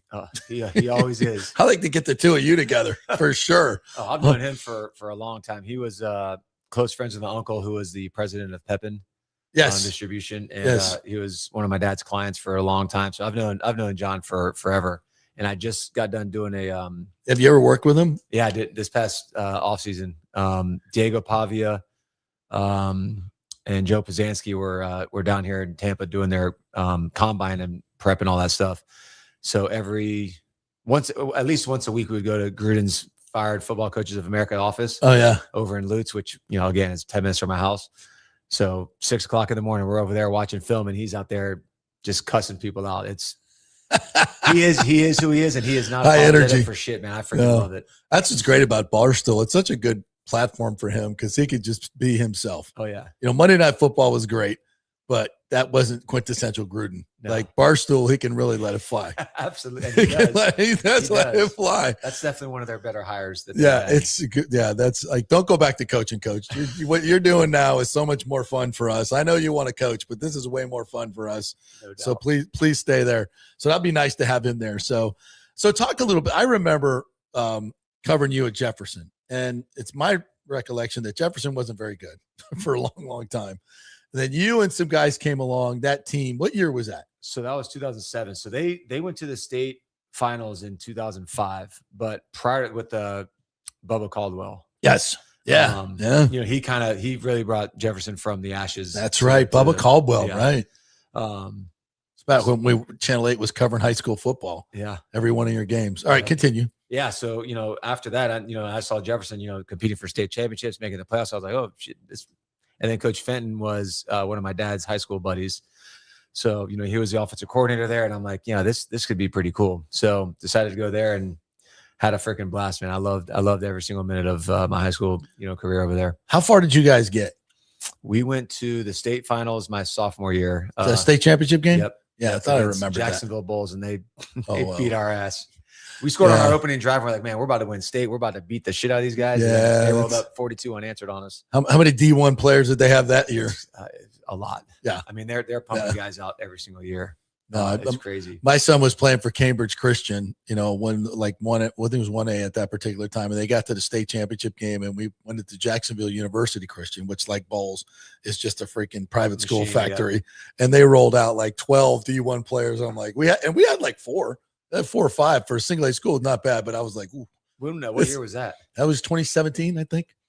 Cambridge Christian. Was Andrew Cunningham? Yeah. Oh, yeah. He was our running back. Yeah, he was a kick-ass running back, man. What a great young man. And I saw no, we had some great kids. We had him and oh my God, the guy that played at Florida, their left tackle, and then moved to guard. He's in the NFL, right? Yeah. God, I'm forgetting your name, son. I apologize. I feel awful. Something with the G. Kevin. Wasn't it something with the G? Yes. Somebody help me with this. God, I feel terrible. I forgot his name. But yeah, no, they were a really good team. But your team was good. You had was Bubba on your team too? No. So he graduated in 05 or 06. And then you had some other guys on that squad. He was 2002 because I graduated in 07. So yeah, I think they went to the state finals either 02 or 03. Yeah. And then I was there 4, 5, 6, and 7. So how was it playing for Coach Spurrier when you went to South Carolina? Oh man. I mean, there's no secret. I mean, it's all over the internet how much we, butted heads. That's okay. You're friends now, though. No, we're great friends now. Yeah. Like I said, he's coming to the event, and it sucks. And that's what when I got in this quarterback training business, I'm trying to tell these parents and the kids, and even my own son who just left this past Monday to go to college. Where's he going? New Mexico Military Institute. Nice. Yep, following Diego Pavia's path. Nice. Okay, said, dude, go there, bust your ass. Just keep Pavia out of the Hard Rock. No kidding. That's what I heard. But yeah, no kidding. But yeah, man, it was tough, just because he would ask me, dress like you're going to play golf when you go to class. I'm like, Coach, it is 7,000 degrees in Columbia, South Carolina. I'm wearing a t-shirt and shorts, man, and sandals. Exactly what I'm wearing now. And I had the long hair, had the big beard, and he just was constantly cut your hair, shave your beard. I'm like, dude, leave me the fuck alone, man. Like, please.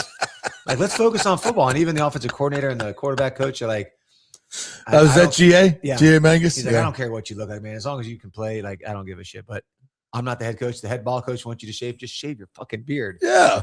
And, me being a, 20-year-old, 21-year-old, I was like, I'm not doing it. Just hard-headed. So that's what I'm trying to tell these kids. Like, don't be hard-headed. Yeah. If your coach is asking you to do something that small and insignificant, just do it. You'll alleviate a lot of headaches. Yeah. Yeah. But playing in that offense must have been just like, it was a blast. I mean, everybody likes to think that, Coach Burr is the QB whisperer and the guru, which, I learned a lot from him, playing that, but the offense wasn't any sort of rocket science. I mean, he did what he knew would work. Whereas you go to offenses now and I'm looking at some of these high school offensive playbooks. I'm like, they're doing too much. Like, yeah, it sounds like a John Gruden play call on steroids. It's like, why are we doing all this tagging? Why are we doing let's just keep it simple. Stupid. Keep it simple. So yeah. I always, and I covered John at the Buccaneers, and I, far be it from me to criticize anybody, but even players would say it. He knows so much football, and he knows the intricacies of everything, and he wants everybody and all of his players to know as much as he does and be able to use it on game day. It's hard to do. They're not as smart as you. No. Number one. And number two, they're playing. It's just different. And communicating what's going to work and what can work, on a whiteboard and then what can work on the field when your quarterback just got hit in the head and he's throwing up. And it's like, you want him to know that check, but he might not be able to get to that thing because he's seeing about 16 different people out there. 100%. So, I mean, it's that, and that's all part of the game too. But I do agree with you. It seems like some of these offenses in high school are just getting crazy. And to execute it is hard. And then it looks like shit. 100%. Well, actually, I heard Gruden talking about this on one of his videos he did for Barstool. He said, the quality of football has gone down. Yep, I saw that. Because, these kids, these quarterbacks they're dumbing down the playbook from them for bubble screens and RPOs. They're not learning how to read the field. And it's and then you get guys transferring every year. I mean, how long does it take you to learn a system? I mean, it took me to learn. And again, Spurrier's playbook was not that difficult, but it took me a solid 2 years to really know what the hell I was doing, right? And how to make a check. Can you imagine jumping every year to another system? I could not. And that's what it's got to affect the quality of play. I mean, it is. It 100% is. And, it disrupts everything. There's no team camaraderie anymore. Right. Because you got guys that are literally jumping from year to year every single. I mean, and I'm seeing it in high school now. I'm seeing it in a little league. In high school, they're jumping teams. Little league teams are doing it now. Pee-wee football? Oh, yeah. And they're making graphics like, hey, I'm leaving, the Tar Heels going to the Colts. Or the West Chase Colts. Yeah. I mean, no, get out of here. The West Chase Colts are they're the gold standard. Right? They still the gold standard? Absolutely. Yeah. McLeod has got a machine running over there. So guys, like, how old are we talking here? I mean, 6 years old, 7 years old, 8 years old. I'm not kidding you, man. It is. And I'm taking my talents to the West Chase Colts. And they're tagging me in all these things. You got to be kidding me. I'm like, please do not tag me in these videos. I do not condone this kind of stuff. But yeah, the transfer has trickled down all the way to Pee Wee football now, and it sucks. And with this whole situation I'm going through, being able to call Alshon, Stefan, Melvin Ingram, be able to call these guys. I mean, even Clowney, he's still playing for God's sakes, but like I still have a relationship with these guys. If I were to transfer all over the place, they'd be like, "Dude, what the hell do you want, man? I'm not even gonna answer this phone call." So, did you play with Clowney for a year? I didn't realize that. Yeah. So I mean, it's the transfer portal. That's a whole nother subject. I mean, no matter how much money, I mean, there's a lot of money being thrown out there, but are high school kids making money now with the NIL? Yeah. How much? That I don't know. But kids you're training, are they making money?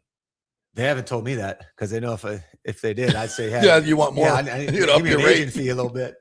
I wouldn't do that, but no, I'm hearing stories of guys that are committed to. I don't want to name any schools, local schools or colleges, but there's guys that the colleges are paying them while they're playing in high school, 5, 10 grand, 15, 20 grand a month, whatever the just case to may start be. to get their allegiance. Absolutely. And they you saw the thing with Georgia that they were paying a kid $20,000 a month to stay committed. The kid was committed, and then at the last minute, he's like, "Yeah, I'm flipping. I'm going to wherever the hell you decided to go to, NC State or Rutgers, whatever it was." And it's like, what do you do? How are you going to get that money back? You were paying this kid 20 grand a month for the last. So you can't get it back, right? That money's gone, man. It's not in a. So it wasn't like they had a contract with them. Said we're going to pay you $20,000 a month, but you have to come to Georgia. Yeah. So that was just, dude. What have we done? I've Exactly always what wanted have we the done? players to get paid, and I've said this for 20 years. We got to find a way to pay the players, and I think if they'd have done it incrementally and done it smart, and controlled it from the very beginning, I think you wouldn't have the issues you're having now. Correct. But they refuse to do it because they're too greedy. I'm talking about the people that run college football, the ADs, the commissioners, all these. They were too greedy. They thought they could run this scam forever, not paying the players. And I said, eventually you're going to get sued, and then a judge is going to decide how this is going to be run instead of people within the business who can control it and know what's best. And so that's what you have now. Judges made decisions.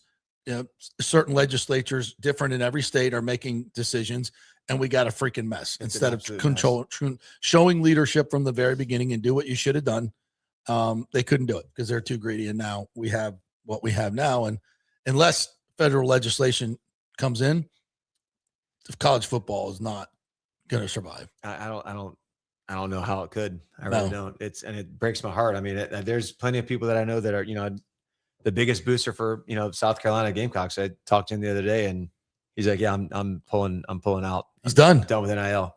He's like, "What? Why am I? There's no return on an investment. Like, I'm paying this kid And like personally, I'm basically paying this kid personally, and he's shopping around. He's going to leave. I'm not. I don't. For what? I'm not doing that. So yeah, he's a successful business guy who spends his money and earns money and expects return. Has contracts. There's guardrails in business and everything, right? And then you go to this situation, and it's a complete wild west circus. Yeah, and now you got. You don't blame them. Now you have these kids have agents now, like full on agents, and I was waiting to hear at some point these boosters are going to say, "I'm not doing this anymore," and then what do the colleges do? That's what's going to have to happen. Yeah. But I think what's happening now is I'm sure you saw the, what school is it? I forget, but now they're having patches. It's going to be like a NASCAR deal. They're going to have 55 different patches on their jerseys, and that's who's going to pay the wait till the post-game quarterback interview, and you're sitting there with the ESPN reporter. You'd be like, I'd like to thank U.S. Bank here. Exactly. U.S. Bet.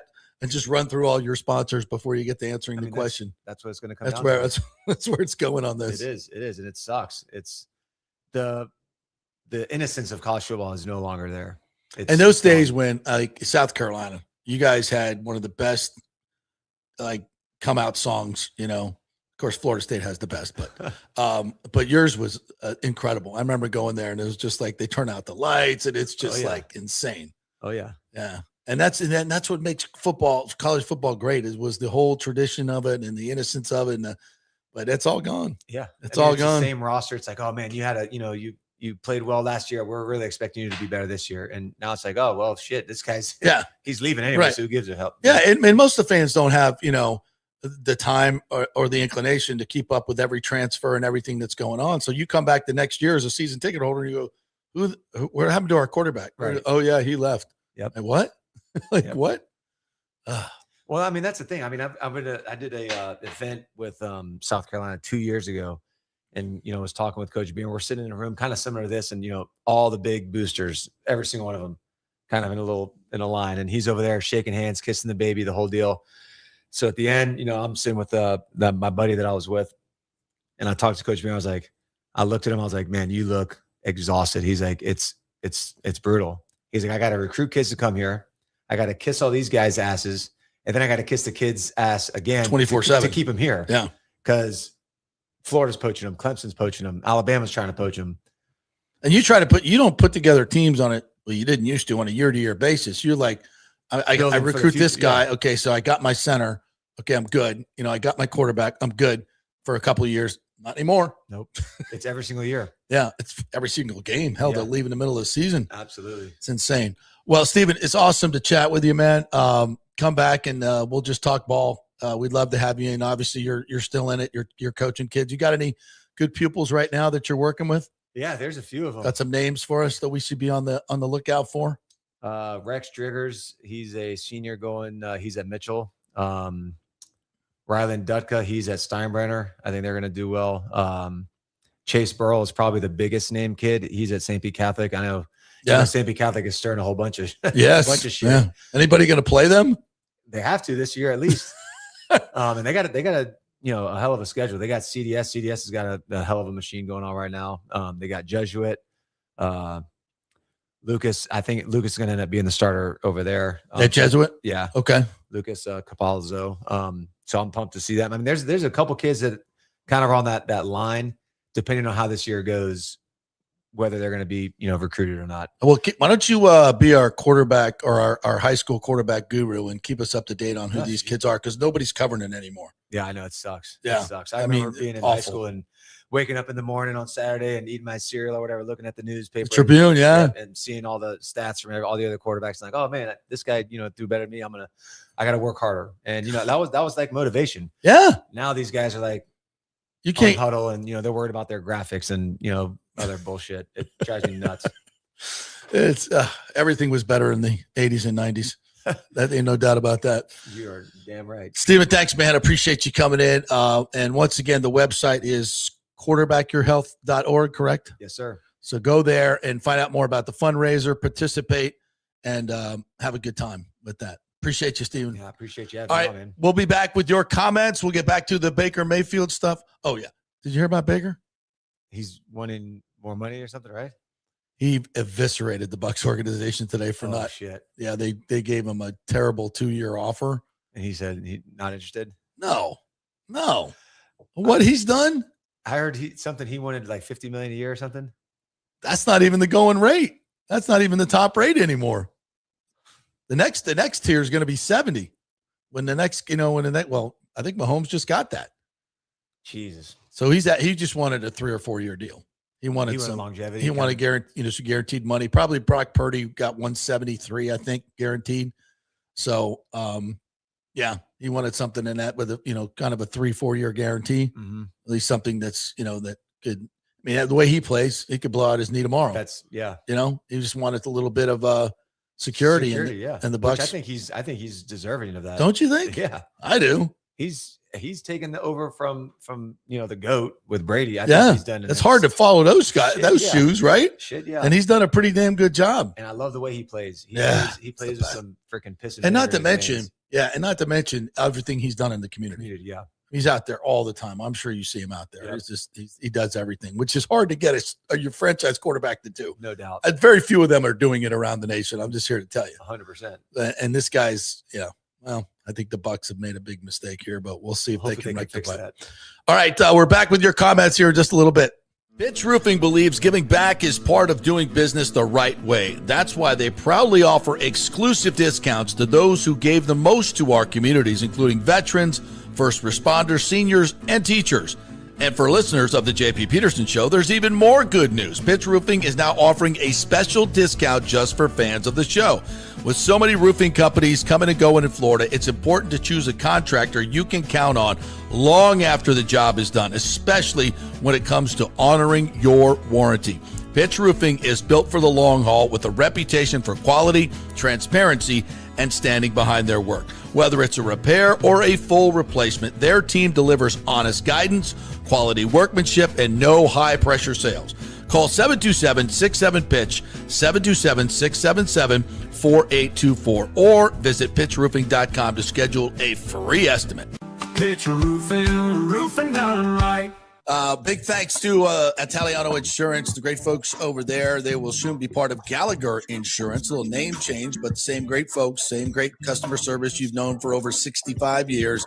They do all the work. You save all the money. ItalianoInsurance.com at 813-877-7799. Hey, guys, you already know that Riveters is the best sports bar in all of Tampa Bay, but now it gets even better for Rays baseball season. During all Rays games, check this out, $6 Tito's, $6 Jack, $6 margaritas, all during Rays games. Are you kidding me? And that's always a great pour from the great bartenders at Riveters. Great service, great food, everything is fresh, nothing is frozen. And let me tell you, if you want baseball and wings, you will not find any better than Riveters. Their sauces, like the blue cheese and the ranch and everything, is handmade, and the wings are big and they're perfect.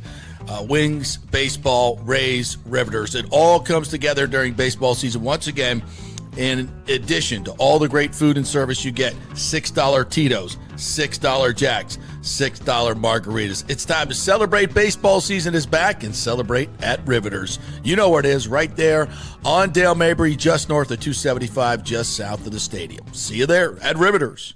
Hey, the Golden Diamond Source wants to be your family jeweler, so don't wait any longer to find that one-of-a-kind perfect engagement ring for that special someone in your life. At the Golden Diamond Source, they can design anything you want personally. The Golden Diamond Source can help you trade in your old broken jewelry and use it towards a new purchase as well. And with gold prices at record high, now is the best time to do it. They only sell natural diamonds at the Golden Diamond Source, so if it's a real love, it should be a real natural diamond. Don't start your relationship with a fake diamond. Bad idea. And with the Golden Diamond Source first-time buyer program, you can learn all about the 4 C's in all the different shapes and styles. And they are able to show you a huge selection of inventory to choose from. And don't forget, 0% financing for up to 5 years. If you finance $5,000, it's only $83 a month. Make sure it's a Golden Diamond Source diamond, 3800 Almerton Road, always online at goldendiamond.com. It's a love you give only at Golden Diamond Source.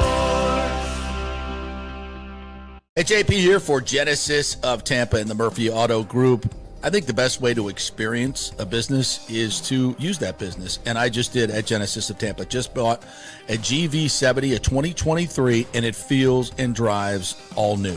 It's an absolutely fantastic car. The technology, the comfort, and the price, absolutely outstanding. Frankly, I never thought I could get into a car like this, but they made me a deal I could not refuse. And I also get the VIP service where you can just drive right up, their pit stop service. They'll top off all the fluids, make sure your air in your tires is good, new wipers if you want them. If you need extended service, they will come to you, bring you a courtesy car, and then bring your car back. What more do you want? The experience was just VIP all the way. And you can get that at Genesis of Tampa. And don't forget, you can get extended warranty, which I did. So I have worry-free miles up to 100,000, and all they do is just take it in. Actually, I don't have to take it in. They come to me. It's perfect. It's Genesis of Tampa right there, 801 East Bears Avenue, right off of 275. Go see them and tell them JP sent you. Let's go. Right now, back to the show on FanStream Sports. All right, welcome back to the JP Peterson Show, brought to you by the great folks at Genesis of Tampa. As I mentioned, we got a fundraiser tonight at Office Evolution on Harbor Island. Just bring some school supplies over there. I think they get started around 6 o'clock. I'll put some more information up on social media. If you'd like to come by, just drop by some school supplies, and we'll have a fun old time tonight. Genesis of Tampa doing great things in the community and selling great cars. I got that GB70. Absolutely love it. Go by and tell them JP sent you. All right. Let's get back to your comments. By the way, haven't been able to get an update on the baseball game. McClanahan did have a no-no going. So a double check on this for you. Sorry, this is not great radio, but Shane McClanahan getting her done. The Rangers now have a 2-1 lead, and Kimbrell is in the top of the fifth. So there you go. A nice win last night by the Rays. Yandy leads it off with a home run. Good to see him get back going. And then Ryan Vilade, who has been absolutely tremendous. Here we are, trying to shop for a big right-handed bat. And all this dude has done is hit 9 home runs in 59 games without only 42 starts. So 159 at-bats. He's got 9 home runs, which is 5th best on the team. He's got an 809 OPS, which is 4th best, 35 runs batted in, which is 4th best on the team. So behind the big three, he's the guy. So 150 at-bats, what is that? So times 4. I mean, that's a 40 home run clip if you're playing every day. Now, Vilade, again, crushes left-handed pitching. If he was playing every day, he'd be facing a lot more right-handers. Who knows how much better or worse he would be. Kind of depends. But anyway, Vilade's playing some really, really good ball. And that bomb he hit last night, 2-run shot. They get out to a 3-0 lead and then don't look back and win last night. So the pitching has just been ridiculous. 3 shutouts in the last 4 games for the Rays pitching. And then McClanahan today had a no-hitter through, 4 innings? But now gave up 2 runs. So 2-1 Rangers as they play in the 5th inning there. All right, let's get back to you guys and your comments on Baker Mayfield, et cetera. Oh, by the way, and I'll get to it here in just a little bit. I got some other things about the practice today to share with you. Mike Galuru says not ideal, but the Bucs can tag him and restructure a few contracts or tag him and trade him to the Rams for 2 number 1s. If the Bucs won't pay $50 million a year, they won't pay $60 million a year. So it seems his time here may be short. Yeah, and that's the thing. He wants a 3 or 4 year deal, probably a 4-year deal, and I think he's earned that. And again, you're looking at 160 guaranteed. So even if he gets hurt and has to miss a year, let's say he has to miss a whole season, which, by the way, Baker doesn't miss games. And he can manage himself a little bit better, and try to avoid injury a little bit better, I think. Get a little smarter in some of the things that he does. But the bottom line is you want a top flight quarterback, and you can pay him. Again, the cap goes up every year, 30, 40 million.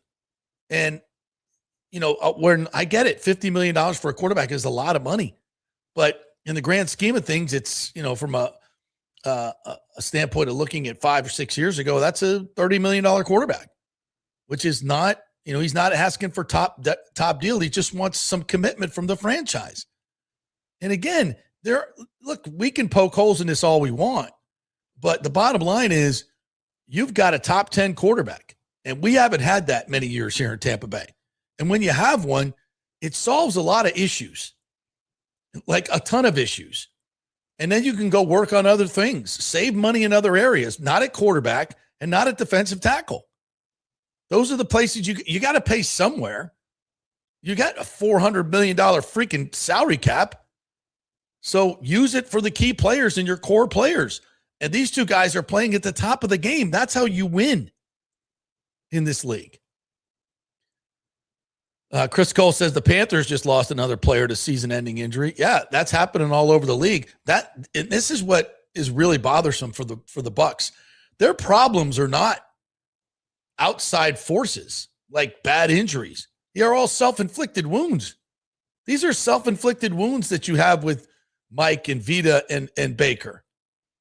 And listen, I'm not sitting here saying, oh, we're guaranteed a Super Bowl if we have all these guys. But these guys are playing at the top of still at the top of the game in the league. If you're a top 10 player, top 30 player at your position, you're a difference maker. Your teams are constantly trying to find players like that. And when you get them, pay them, keep them. You're going to shift Vita Vea off for a second-round pick? Terrible. You're just saving money. Kurt Thorson says the Bucs YouTube page has Baker's press conference title, I'm all ball. Should be titled, This Organization Disappoints Me.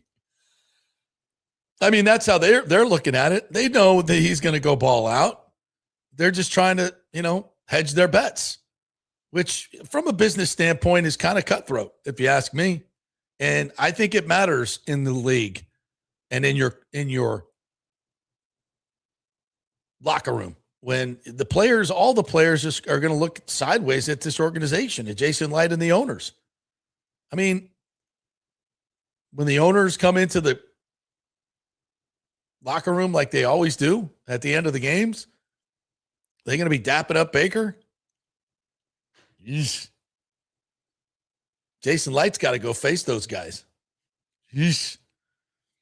Yeah, I don't know if Jason's going to be making the rounds on ESPN. I just don't think that's going to be a thing. What else we got here?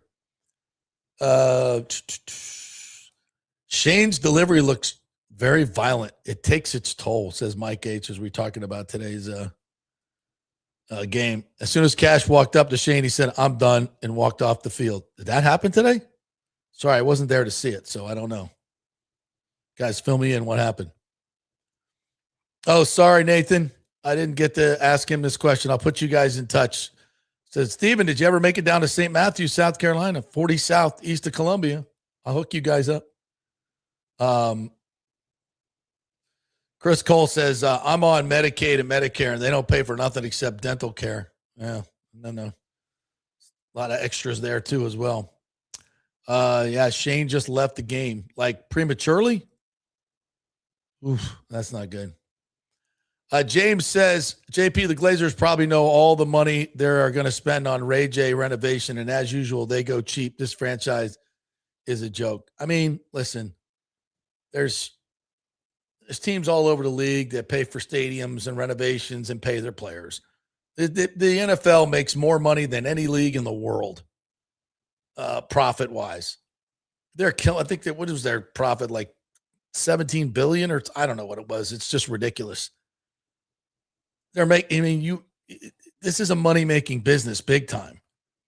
But again, you're playing a dangerous game. You want your sponsors to pay you millions of dollars, and you want your suite holders to pay you millions of dollars. And then you're going to cheap out on the team, especially in these positions, your franchise quarterback and your best defensive player, both fan favorites. That's bad business, man. It's just really bad business. This is nothing personal against the Glazers. I think this is a really, really poor business decision. I mean, this was my job, is to objectively look at situations like this. And listen, I love the Bucs, and I'm glad they credential me for media and games and have for 30 years. And I hope they can respect the fact that this is my opinion, and I'm not saying anything personal on them. Our job is to cover the team and give you objective opinions on the strategical situations and decisions that they're making. And I think this is a very, very poor decision on their part. And I think just in general, it really appears to your fans and to your sponsors and to your suite holders that you guys are going cheap. That's what it looks like. And if I was advising you, I would say, I don't do that. Chris Cole says the Glazers didn't even let Light go out, go get a center when Jensen went down in Brady's last year, and the defense was not the problem that year either. Yeah, I remember that. You're right, Chris. And remember, I came on here as soon as Ryan went down, and I said, "Yeah, you guys got to go get a center." And there were some guys out there. There was one guy that was a Pro Bowler the year before, or maybe 2 years removed. He was, he had retired. Like early 30s, had retired, more because it kind of felt like, I forget the guy's name. You'd know it. But it felt more like he just didn't want to play anymore. And it's not that he had diminished talents. But if you'd have gone to him and say, hey, we'll pay you to be Tom Brady's center, I bet, he would have come out of retirement for that. But they didn't even try. Yeah, they didn't even try. They just went to, was it Hainsey? Yeah, they went to Hainsey. He wasn't ready. He wasn't ready. It was, and Brady even kind of said that publicly, like, what are we doing here? Yeah, I thought that was a big whiff there. TJC says, I love when teams allow franchise player to enter the final year of their contracts. They call it leverage. Agents call it price discovery. Yeah. It's almost like the team is betting against the player and the player is betting on himself. Yeah. What else we got here? SLR 072 says, over the last 3 years, Baker ranks second in passing touchdowns, third in passing yards, tied for first in starts. Brady's the only other quarterback in Bucs history to rank in the top 3 over any 3-year stretch. Wow.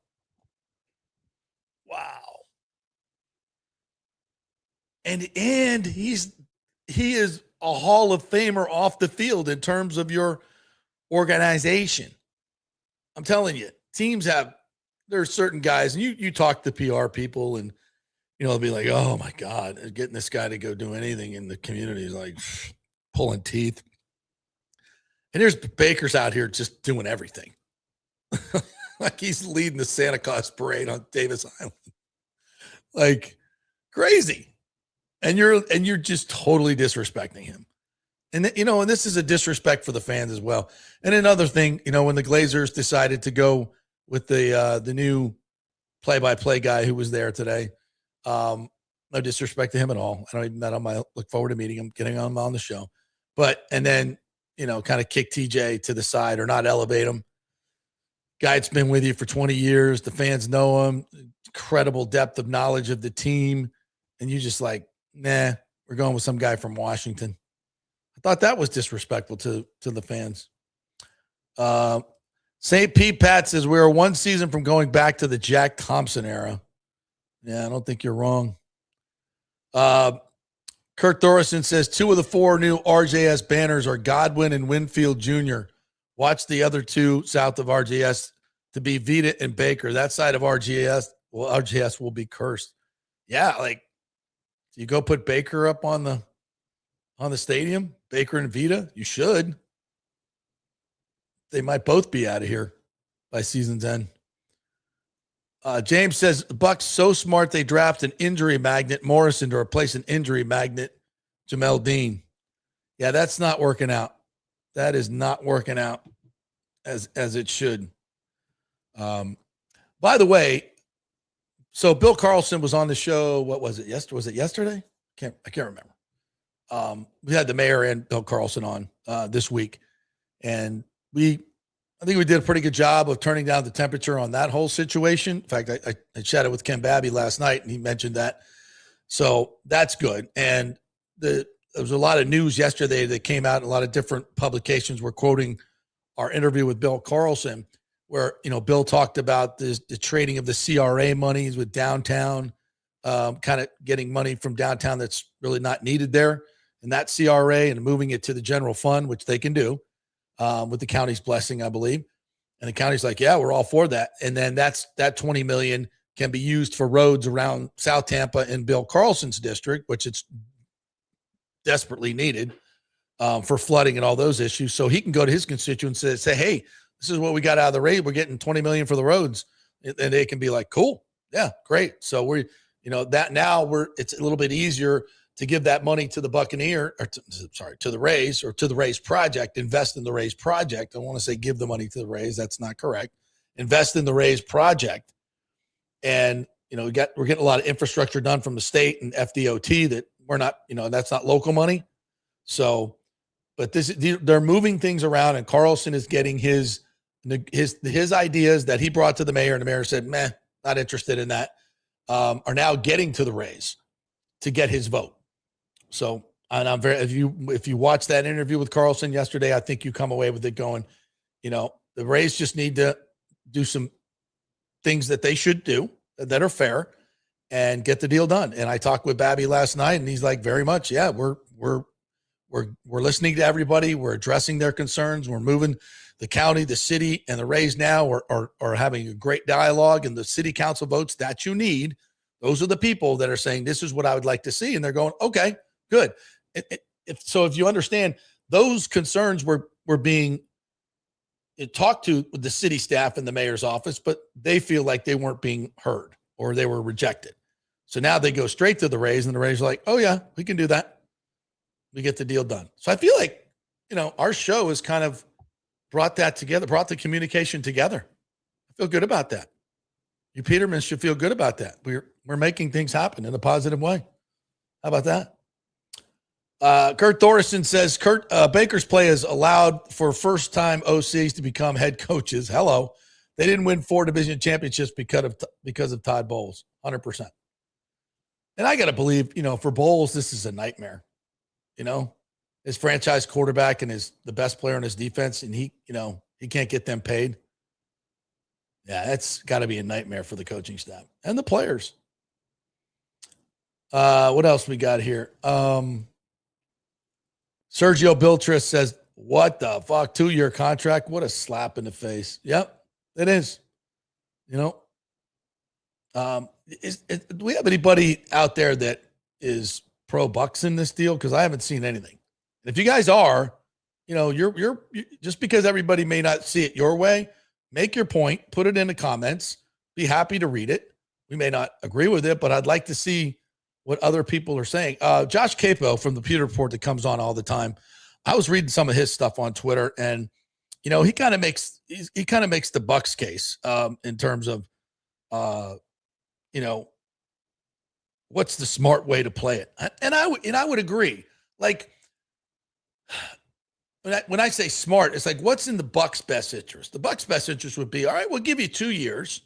We'll bet on that, so we don't have to guarantee a whole lot of money past that.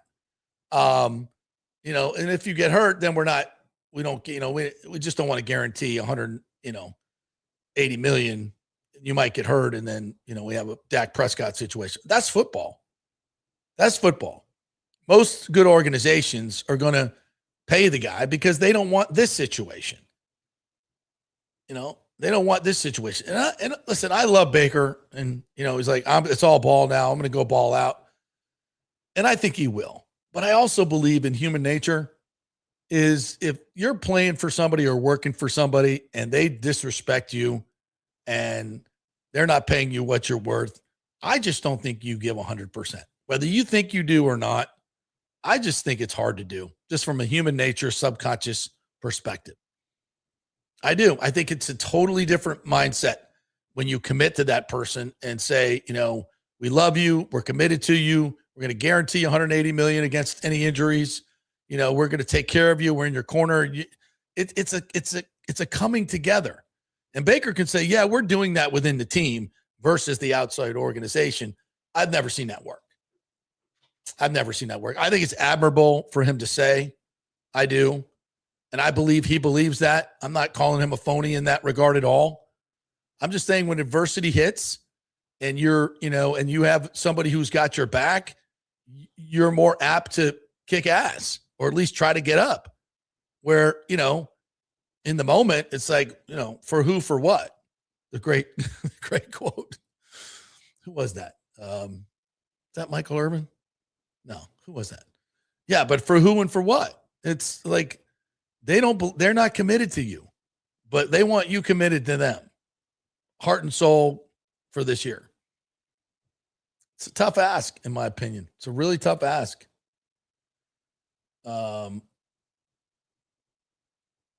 Alejandro says Dak gets more money than Baker, and Baker's a way better quarterback than Dak. The Cowboys wish they had Baker instead of Dak, and any other team who needs a quarterback are foaming at the mouth for him.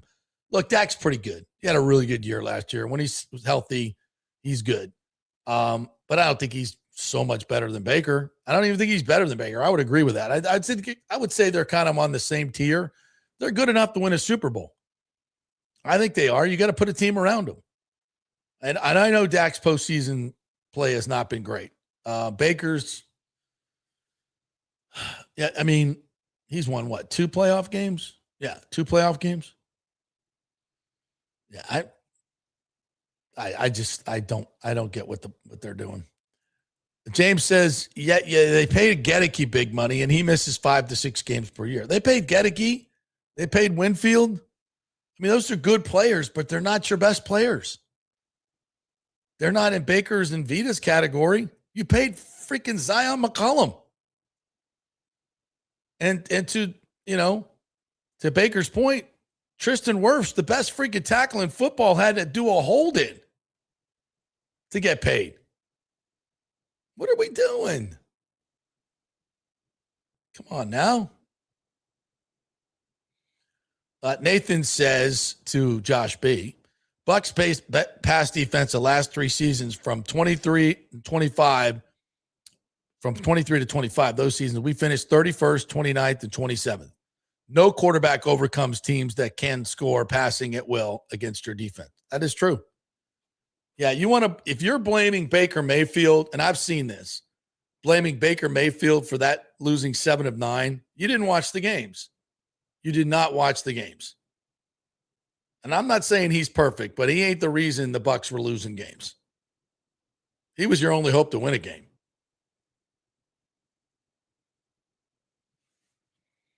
Bucs Basement says the Bucs are still harassing me about renewing tickets and sending me emails every week. It's clear there's no wait list anymore for season tickets. Yep. What else we got here? We'll get some other names in here. Nathan Stout says Bucs had the lead against New England, Carolina, Buffalo, New Orleans, Atlanta, and the defense couldn't get stops. You want Baker playing middle linebacker as well? That's a good point. Josh B says, I would like to see Baker here, but let's relax. He goes 9-8 every year and should have been able to win at least one of those games last year. Can't always blame the defense. Yeah, Josh, I hear you, but I watch the games, and I'm not saying Baker's been perfect, but when he wasn't good, it was because he was injured, and he shouldn't have been playing. I said that during the season. I said it during the season. I said, look at his accuracy is gone because of the oblique injury and the arm injury. He shouldn't be playing. You should have a capable backup that can fill in and win games, and you didn't. You had Kyle Trask for 4 years. You wouldn't play him because you had no confidence in him. Then you went to Teddy. You had no confidence in him. That's an organizational failure. You're forcing him to play in games that he shouldn't play in and then blaming him for losing them? Come on. Let's just we're smarter than that. That's you guys. That's base level stuff. Oh, they lost 7 of 9. It's all Baker's fault. He's the quarterback. Come on now. We're better than that. All right. Let's call it a day, guys. Thanks for all of your information. We will update Rays tomorrow. I want to check the score real quick if I could. And I guess we're worried about Shane McClanahan. That's not good. Now 2-2. Rangers, Rays, bottom in the 6. All right, so we'll go watch that. Thank you guys for jumping in. What a day. What an incredible day. If you missed anything, don't forget to go back. You can check it on YouTube, Twitter, Facebook. You can always listen on a podcast too as well, Apple and Spotify. Please like and subscribe there. Visit our YouTube page and become a VIP member, a VI Peterman as we like to call it. I will be sending out August 1st. When is that? That is 2 days. all your benefits, when we're going to do it, what we're going to do. Try to get your input as well. What our next event is going to be. I'm thinking maybe the season opener on the road, little watch party here. Is that what you guys want? So become a VIP member there on YouTube and join us. We'd really like to have you. What else we need to do? I think that's about it. Oh, thanks to Steven Garcia for coming in today. That was a really fun conversation. Want to definitely have him back where we can talk some ball, because I know he follows ball like we do as well. So thank you guys for being here today. We will be back tomorrow with more fun and frivolity. We'll see you then.